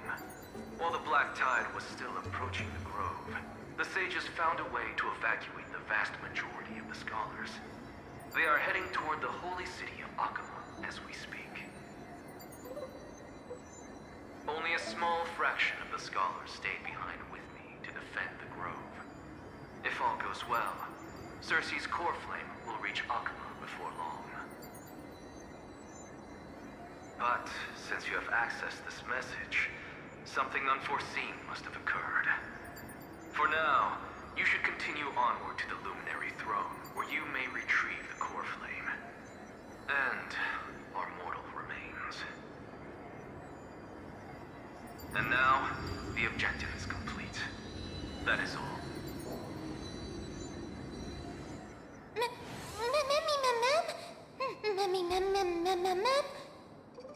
Miss, judging from your reaction, you must have found a useful memory. Professor Anaxa? That's a lot to digest at once. I'm sorry. Please give me some time. You don't have to take that too seriously. For some reason, he's especially particular about his full name. Professor Anaxa theorizes that all beings originate from the same source and have a similar composition, which in this case refers to the soul. He calls this theory Nesporism. It is an extremely complicated theory. You should get him to explain it himself if you're interested. Provided that he is still alive. Yes, that seems like the only good news so far. We can just focus on retrieving the core flame then. I do not wish to consider this possibility. Perhaps they were just unable to transfer the core flame, but managed to escape.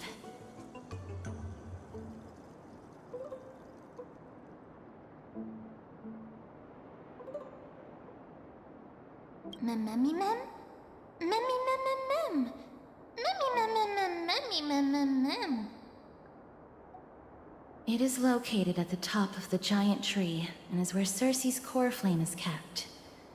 According to Anaxa, the core flame should still be there. But making our way there won't be as simple as the professor made it sound.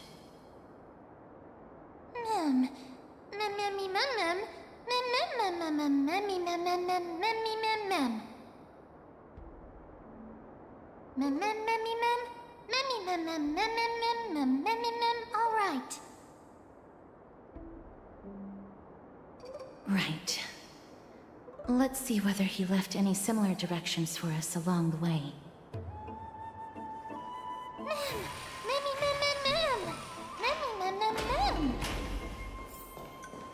Alchemy is truly incredible.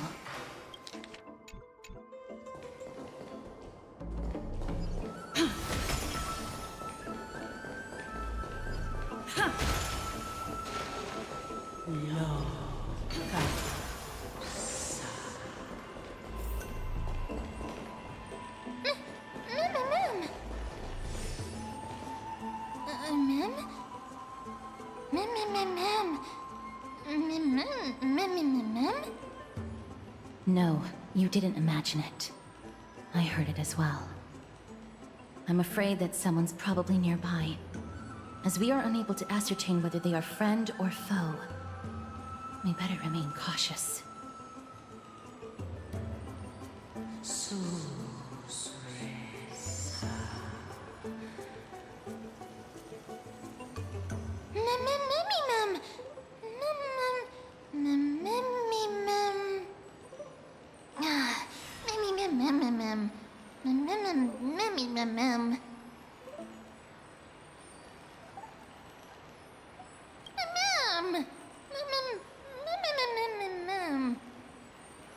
Found it. The voice is coming from over there. Memmy mem memmy mem. Memmy mem mem mem. Memmy mem mem mem memmy mem. No. It seems to be coming from somewhere even further that way.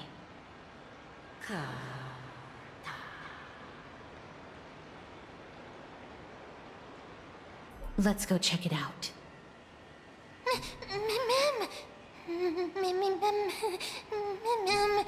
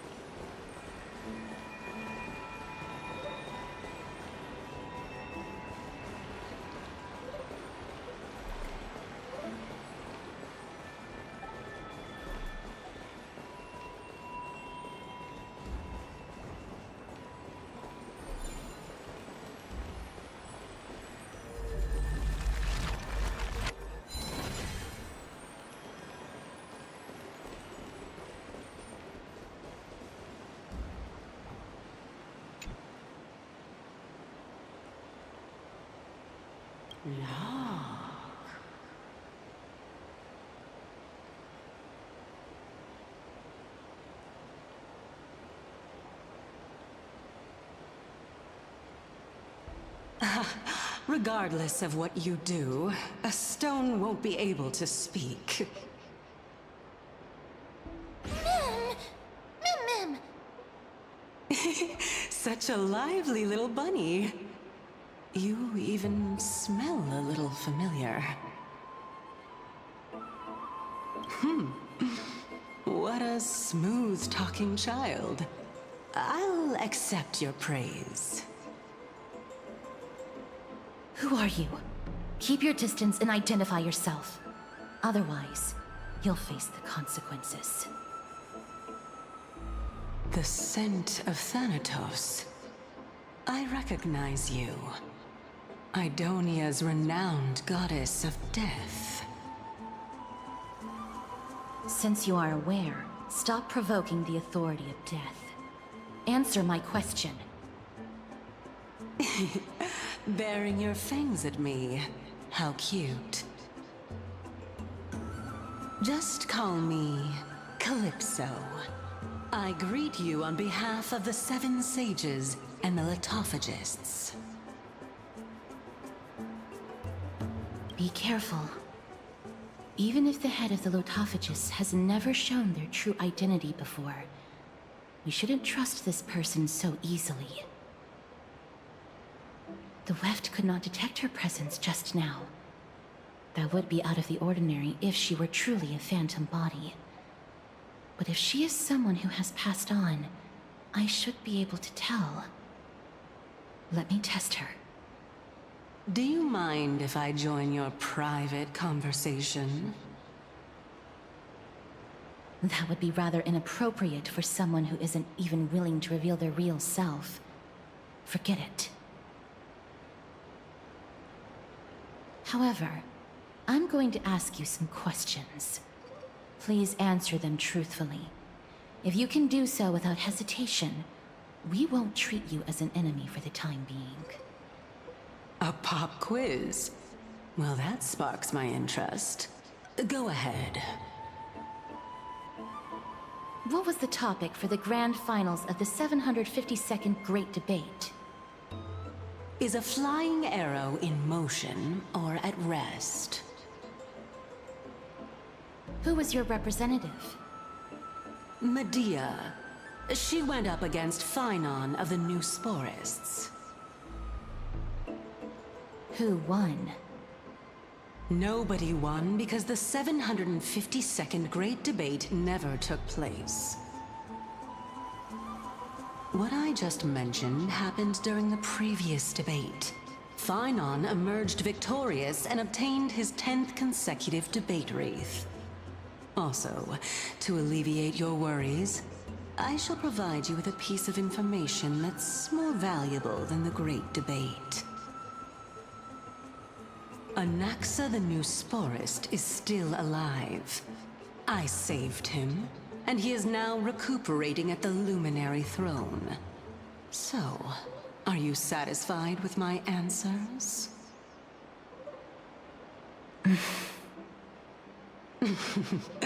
This dumbfounded expression of yours is much more adorable and likable than the previous one. As the saying goes, seeing is believing. Why don't you follow me to the throne and take a look for yourself? I'll keep my eyes on you at all times. Oh, that's truly an honor. Mim? As long as we can get the water wheel turning, we'll be able to use it to ascend. So, the solution is to awaken this heart.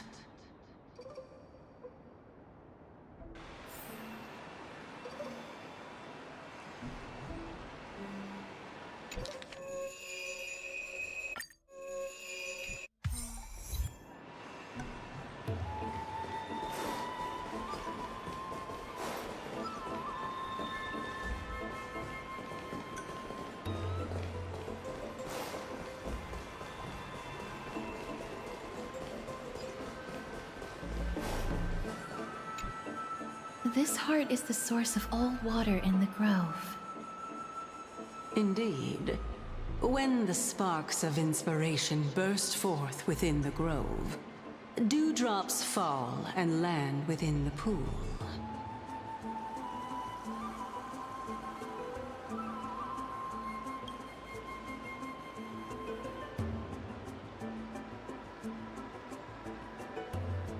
Huh. Can that really work?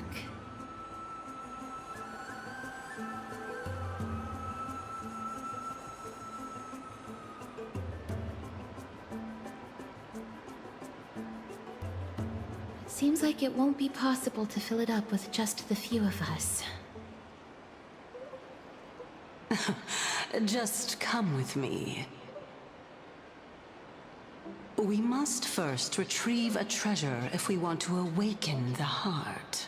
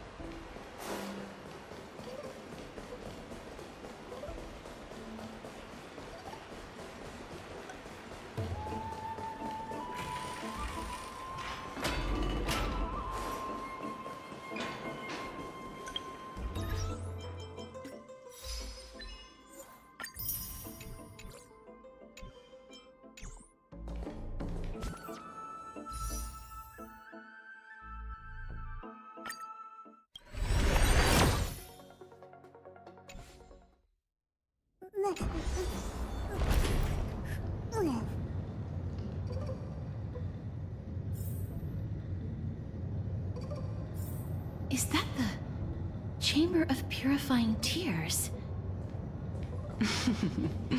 You have a good memory. Why exactly did you bring us? My intention should be obvious.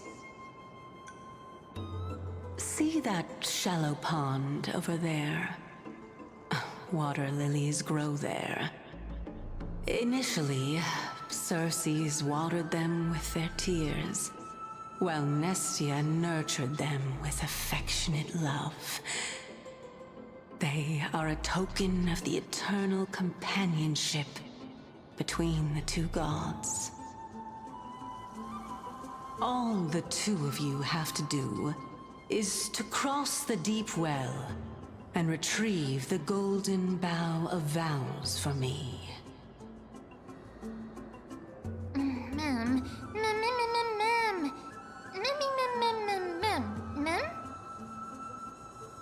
Indeed. Could it be that you actually do not know how to proceed? We can retrieve it, but I advise you not to waste your time on any schemes. Oh my. I'm helping you to eliminate your worries and obstacles, and yet I receive nothing in return? Besides, the bow is essential for awakening the heart and drawing water out of the source. If you can't find it this time, we can just remain trapped here for the rest of eternity.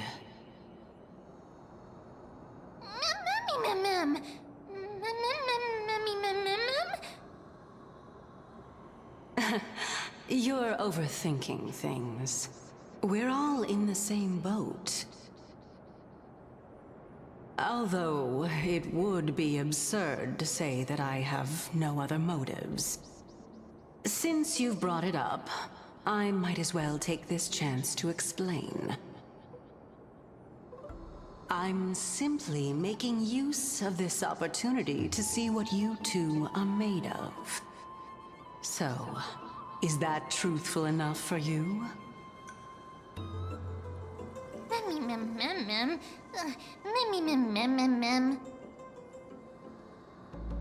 Now is not the time for me to elaborate further. So, please proceed.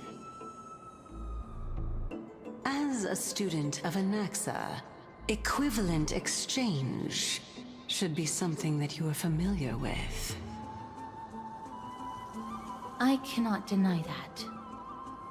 Miss, since our interests are aligned right now, it's better for us to do as she says. Besides, she knows about my past. Even though I'm not able to elaborate much, I can tell you that she has reasons to fear me.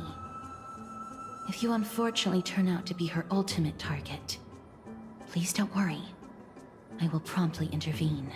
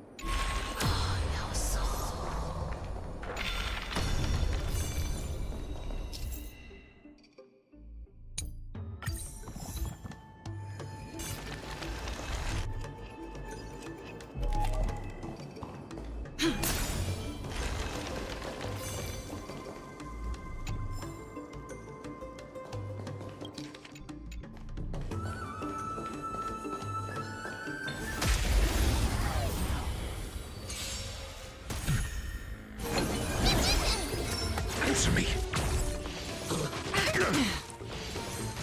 Again? Knowledge, the measure of truth and falsehood. From the still waters of oblivion. Fail. Get them. 0 points. A test. Fail. I weep for the departed. It too shall fall.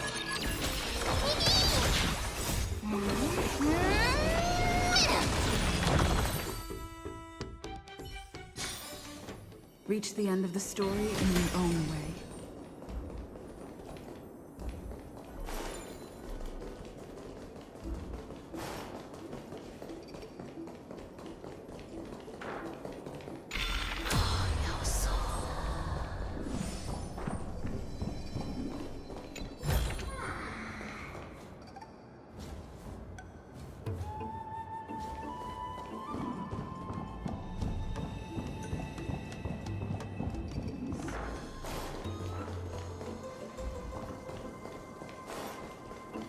Huh? There are Ichor vessels stored here.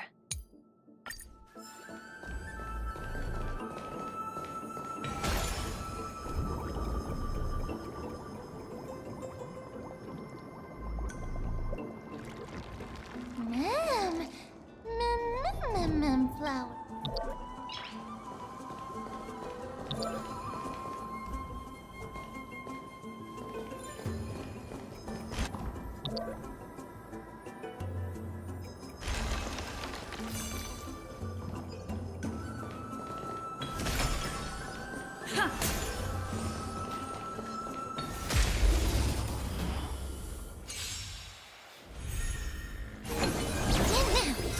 Answer me.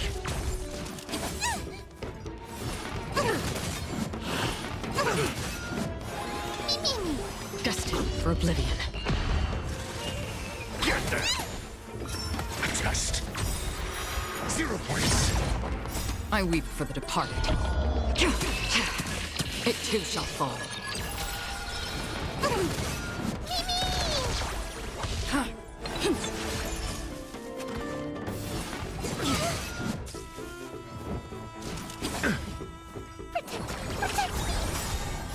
Fiends or devils, I'll crush them all! Knowledge, the measure of truth and falsehood. Fail. 0 points.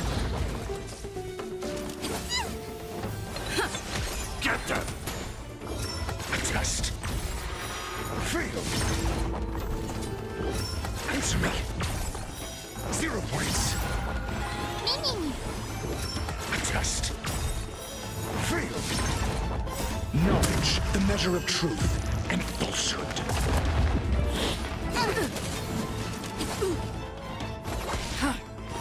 0 points. Fail. Answer me. 0 points. I weep for the departed. It too shall fall.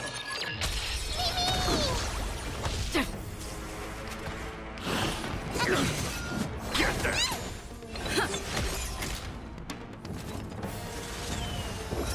Test. Fail.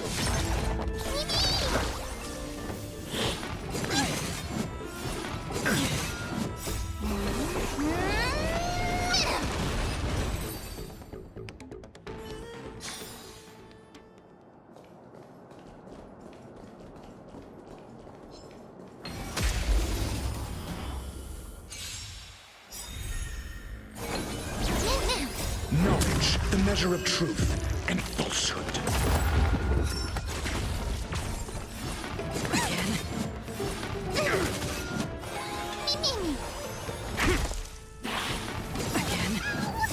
Fiends or devils, I'll crush them all! Destined for oblivion. I weep for the departed. It too shall fall. 0 points.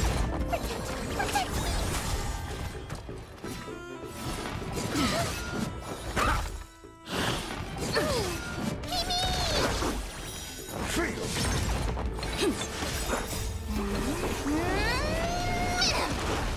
Still waters of oblivion.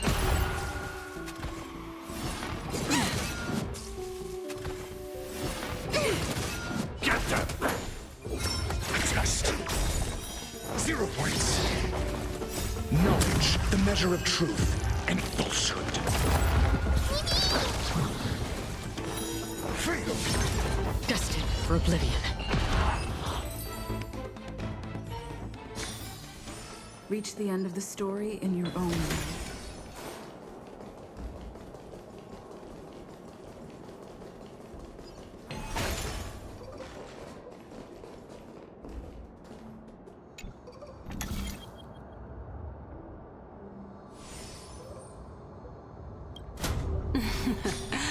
How smart.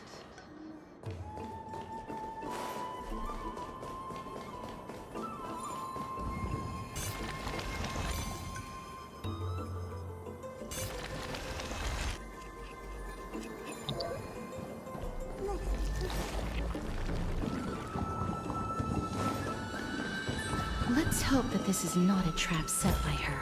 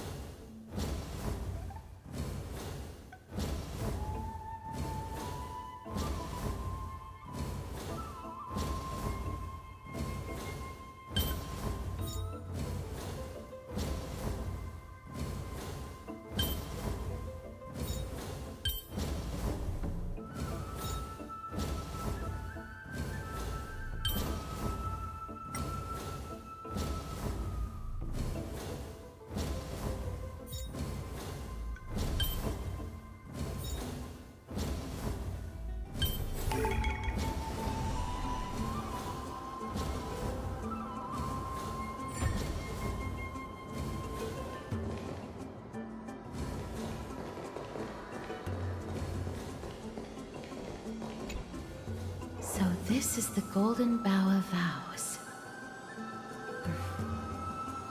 I hope that the Titan will not take their anger out on us. So lustrous and beautiful. It's even more magnificent than before. Mem Cal. Memmy mem mem. Memmy mem mem. Memmy mem. Understood. My apologies, Pink Bunny. Memmy bunny mem. Memmy mem mem mem. Is this the legendary Golden Bough of Vows? We'll know once we test it. There's a secret passageway behind the pond. It's faster if we take that path. How do you know this place so well? Well, I'm...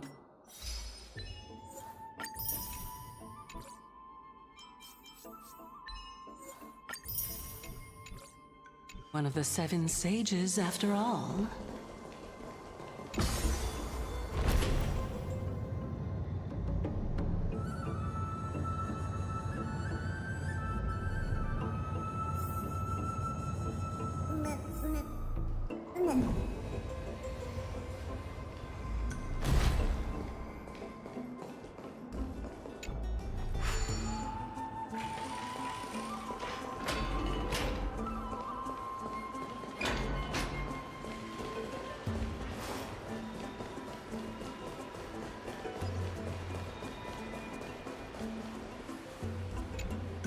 We're here. Could you kindly pluck a petal for me and place it into the pool?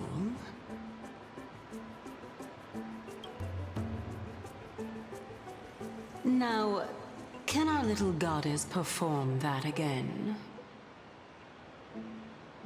Huh? That being the oath of Nestia's priests. Right. Got it. O Nestia, with the weft as my vow, I beseech you, entwine my body with your golden thread and affection. Mem. Memmy lit up.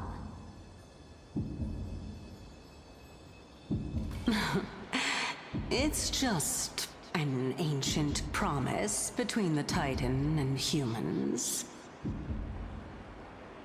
So, what do you think? It really is the Golden Bough of Vows. And I did not set any traps for you, right? That is... indeed true. You look like a sad, lost puppy. Even if this is indeed a scheme to get you to lower your guard, you don't have any other choice but to play along, do you? Therefore, why don't we just put everything aside and work together? We can always determine who's right and who's wrong once we overcome this. Yes, I agree. Great. Then, let's ride the water wheel. However, giving us half-truths is not the right attitude for cooperation. Furthermore, according to the principle of equivalent exchange, since we have passed your so-called trial, isn't it time for you to make your intentions clear to us? Ah. I really can't bear to look at your sad expressions. Although you only cleared a simple trial, I'm willing to make an exception and treat you with sincerity. I'll allow each of you to ask a question. But not the little bunny. So, ask away.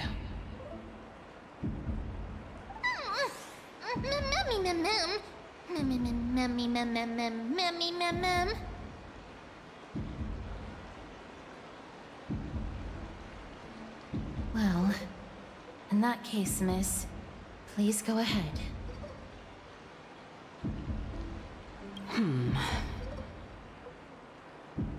As I've previously mentioned, I'm one of the 7 sages of the Grove of Epiphany. If you think that this answer is insufficient, then I'll add to it. I'm the leader of the 7 sages.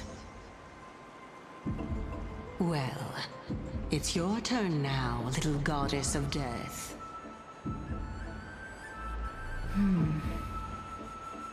My question is, was your previous answer the whole truth and nothing but the truth? There's no point in making this unnecessarily complicated. That applies to you as well. However, we do not harbor any hostility. We merely want to avoid any potential harm to us. Lady Calypso, if you want us to work together more effectively, I advise you to answer my question honestly.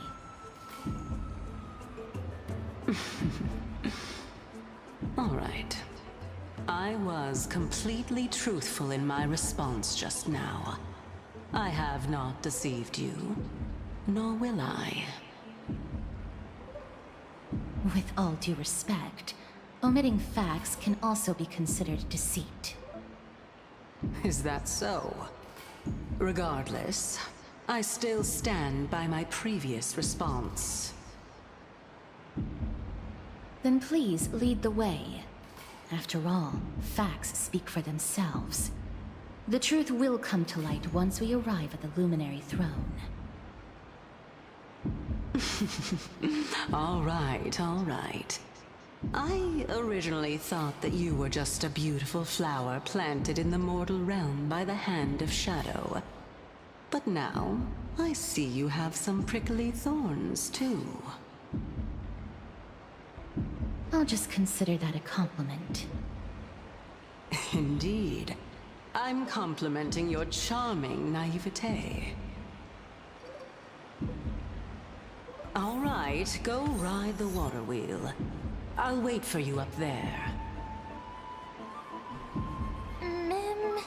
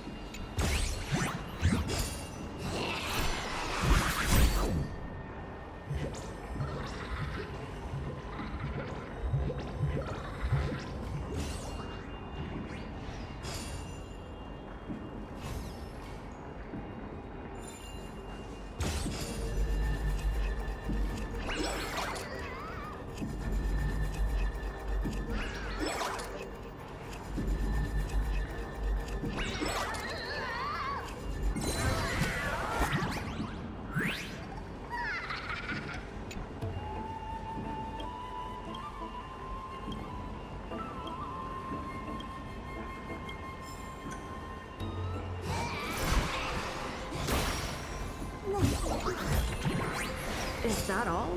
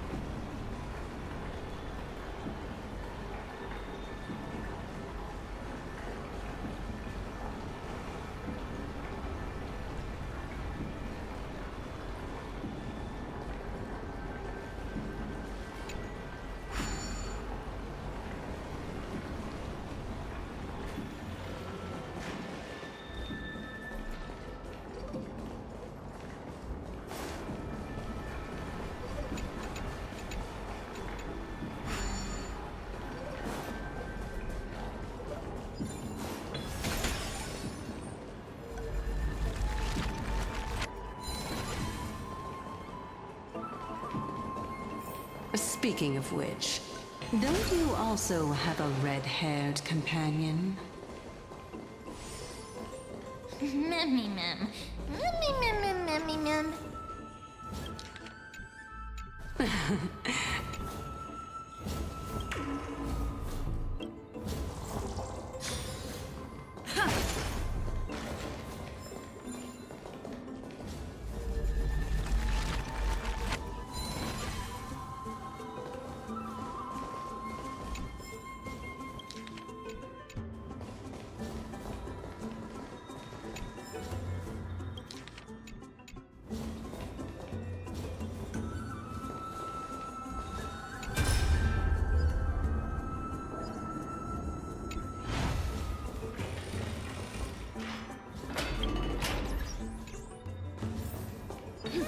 Memmy mem. Mem mem mem. Mem. Mem memmy mem mem.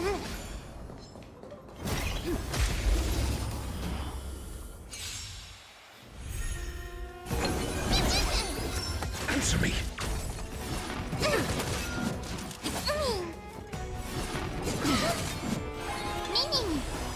Still waters of oblivion. Get them! I weep for the departed. It too shall fall. Test. Fail.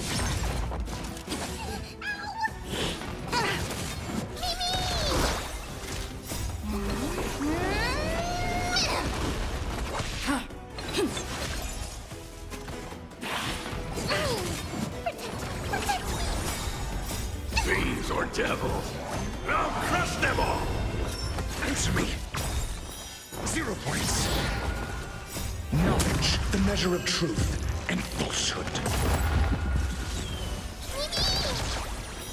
Fail.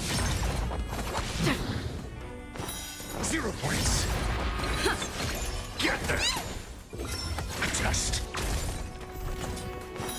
Fail. Answer me. Destined for oblivion.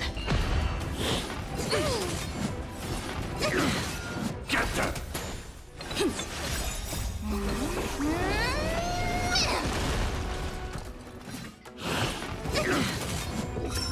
Test. 0 points. Knowledge, the measure of truth and falsehood. I weep for the departed. It too shall fall. Fail.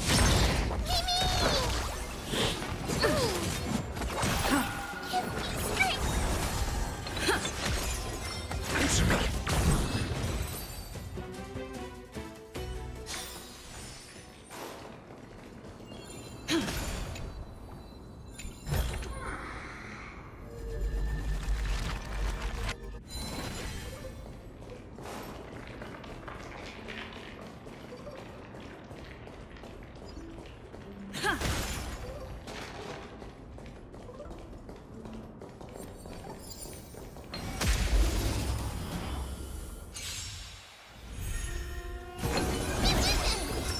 Test.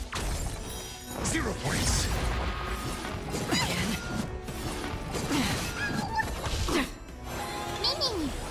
Still waters of oblivion. I weep for the departed. It too shall fall. Fiends or devils? I'll crush them all!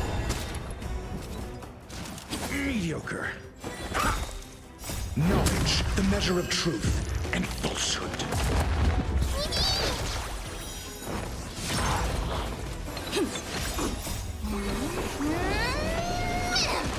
Destined for oblivion. Get them! Answer me.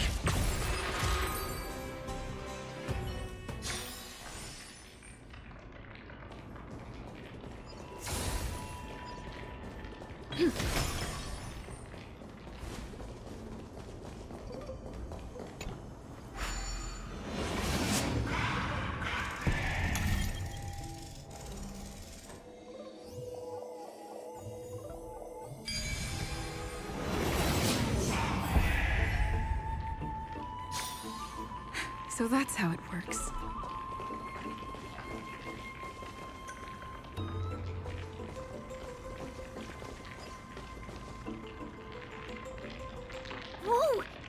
Little Gray, Little Cass, and the pink puppy!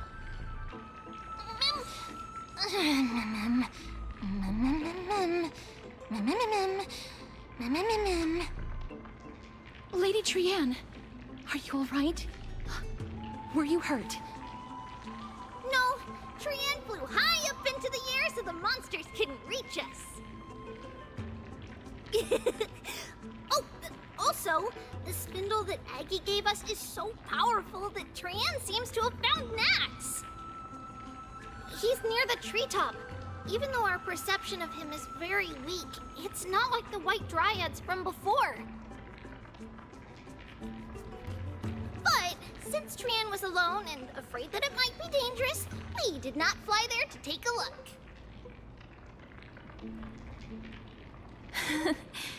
It seems like Lady Trianne did not forget our promise. Anaxa is indeed still alive, and he's at the Luminary Throne right now. It seems like Lady Calypso did not lie regarding this. Huh? Calypso? Who's that? Oh, so you found a survivor! But the golden thread doesn't seem to be able to sense the person you're talking about. Mem! Mem, mem, mem, mem, mem, mem. Mem! Mem, mem, mem, mem. Coming and going without a trace. She's such a strange person. Oh! Actually, Trianne also found this. Could this be related to the person you're talking about? This is a piece of burnt cloth. Yup! Trianne found it on a branch not long ago. Trianne even used the golden thread to search around and found that the entire grove is giving off a similar aura. Memmy... Memmy mem mem mem... Mem mem memmy mem? Trianne doesn't think so. Because when Trianne picked it up, we didn't see anything at all. And judging by the golden thread, the aura seems to be all around. Lady Trianne, where is the aura gathered at right now? It seems to be... Oh! A little higher and a little ahead of us! The Dome of Devotion. Calypso, just what are you hiding?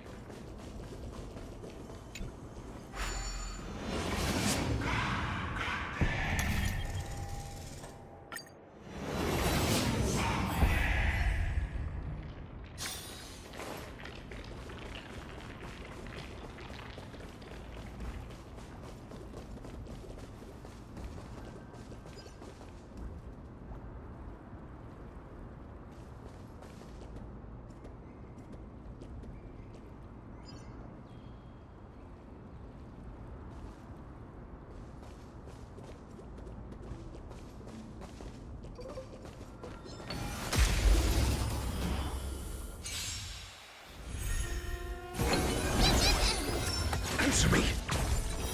Fail.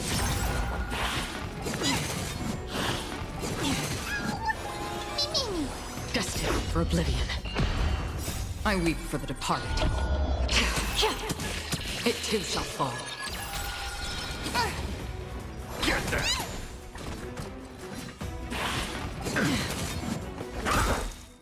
Knowledge, the measure of truth and falsehood. On the still waters of oblivion. Fail.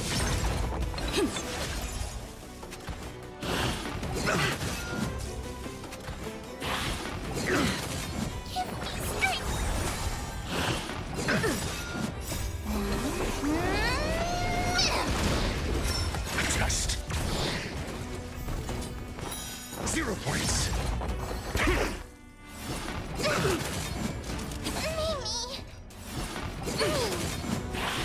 Mediocre. Destined for oblivion. Get them! Fiends or devils, I'll crush them all! Knowledge, the measure of truth and falsehood. Fail. Mediocre. 0 points. Again. Mediocre. On the still waters of oblivion. Test. Fail. I weep for the departed. It too shall fall.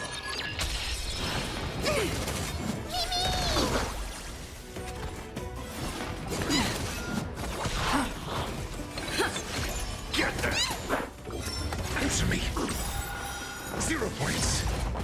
Knowledge, the measure of truth and falsehood.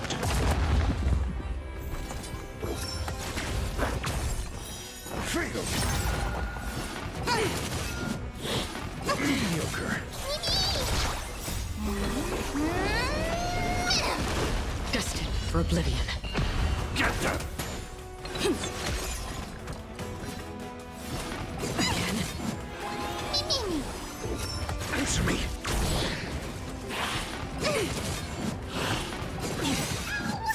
Fiends or devils, I'll crush them all!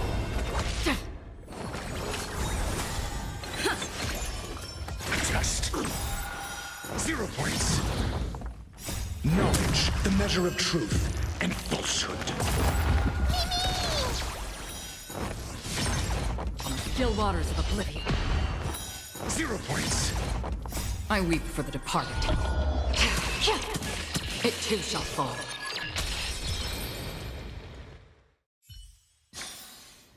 Reach the end of the story in your own way.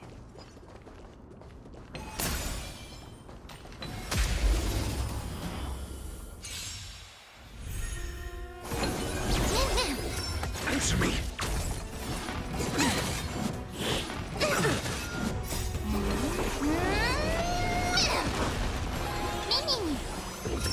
Test. Fail.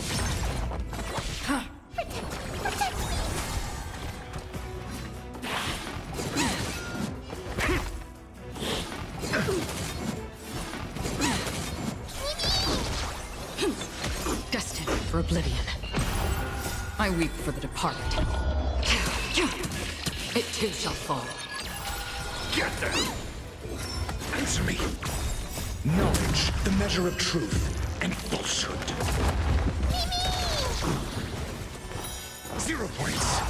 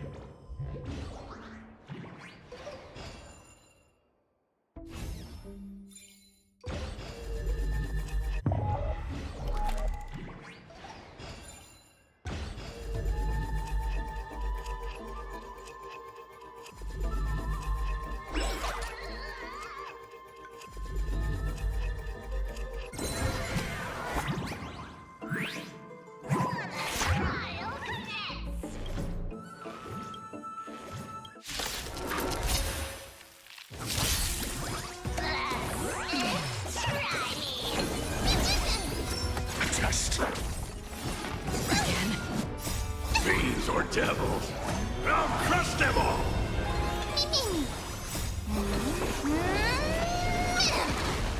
Still waters of oblivion.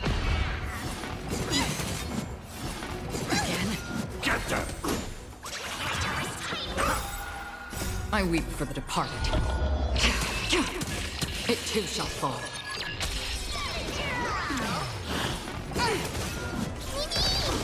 Destined for oblivion. Again.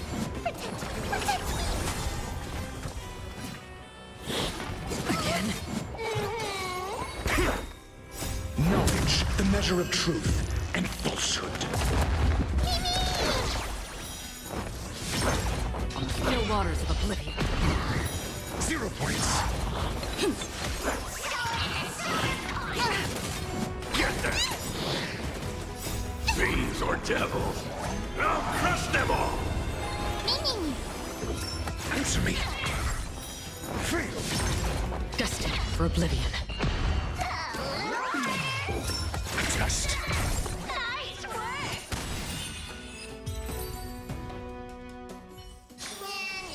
Reach the end of the story in your own way.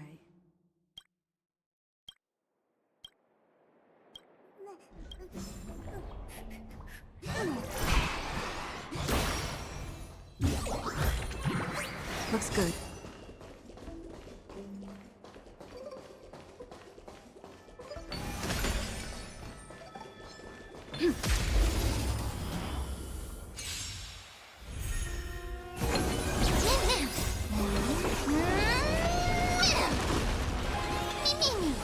Still waters of oblivion.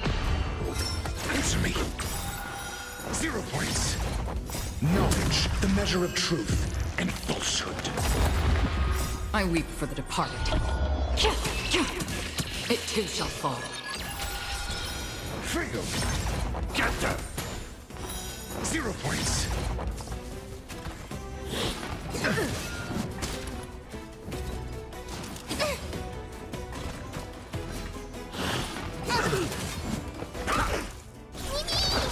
Destined for oblivion. Again. Test.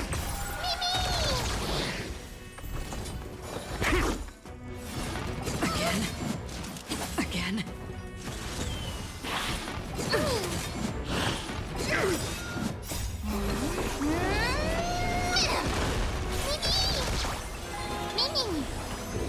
Answer me. Knowledge, the measure of truth and falsehood. Get them! Test.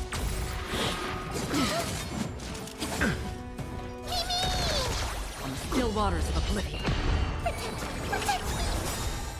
Fiends or devils, I'll crush them all! Answer me.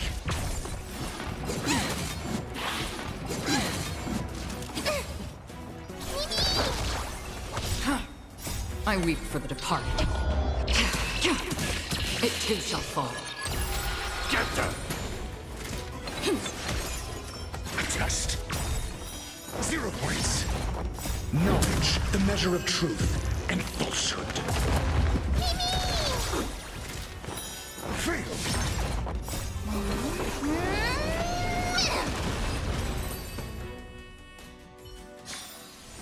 Reach the end of the story in your own way.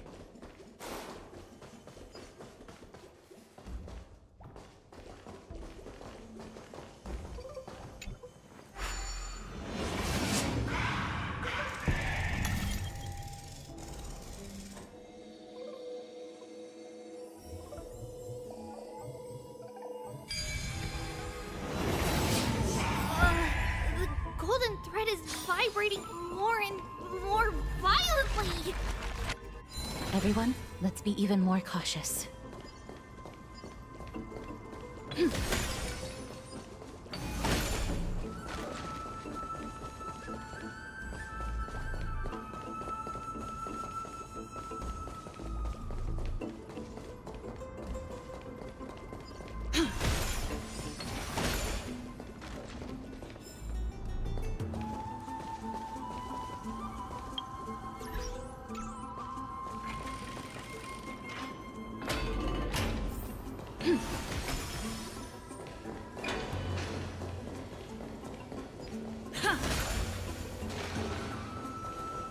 There's no one... Hold on. The butterfly of divine mind is gone?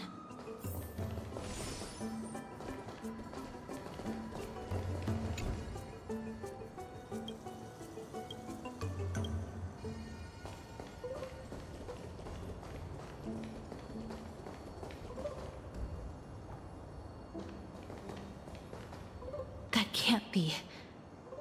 Was it for fending off the black tide? Or perhaps... What exactly is this butterfly of divine mind? Is it a very powerful guardian monster? No. How should I put it? It's considered a safeguard for the Titan's core flame. This butterfly is created from Nestia's remaining divine mind and bears the responsibility of guarding the core flame. Legend has it that someone can only pass the trial of the butterfly by proving they possess pure and unselfish love within their heart. Only then can they awaken the great tree to open up the path to meet Circes. But how are we going to prove it? Mem mem mem mem mem mem mem mem mem mem mem. Sorry, but even I don't know how. After all, this is a secret among secrets that only a select few in the entire grove and even Amphorius know. Rather than worry about this, Lady Trianne, did the golden thread react to anything around here? No. That unknown thing seems to be even farther ahead and higher up.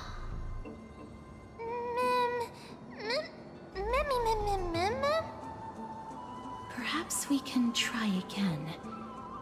Let's see if the butterfly will still react to the golden bough of vows despite having dissipated.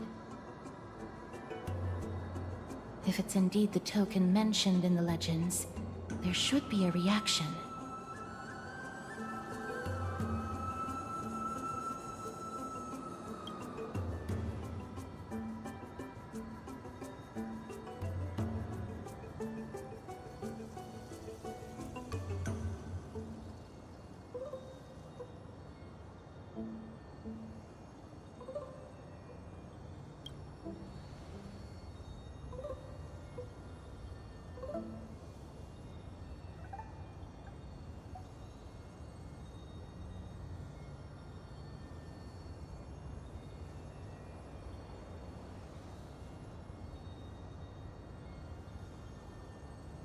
Let me give it a try. Oh, Nestia. With the weft as my vow, I beseech you, entwine my body with your golden thread and affection.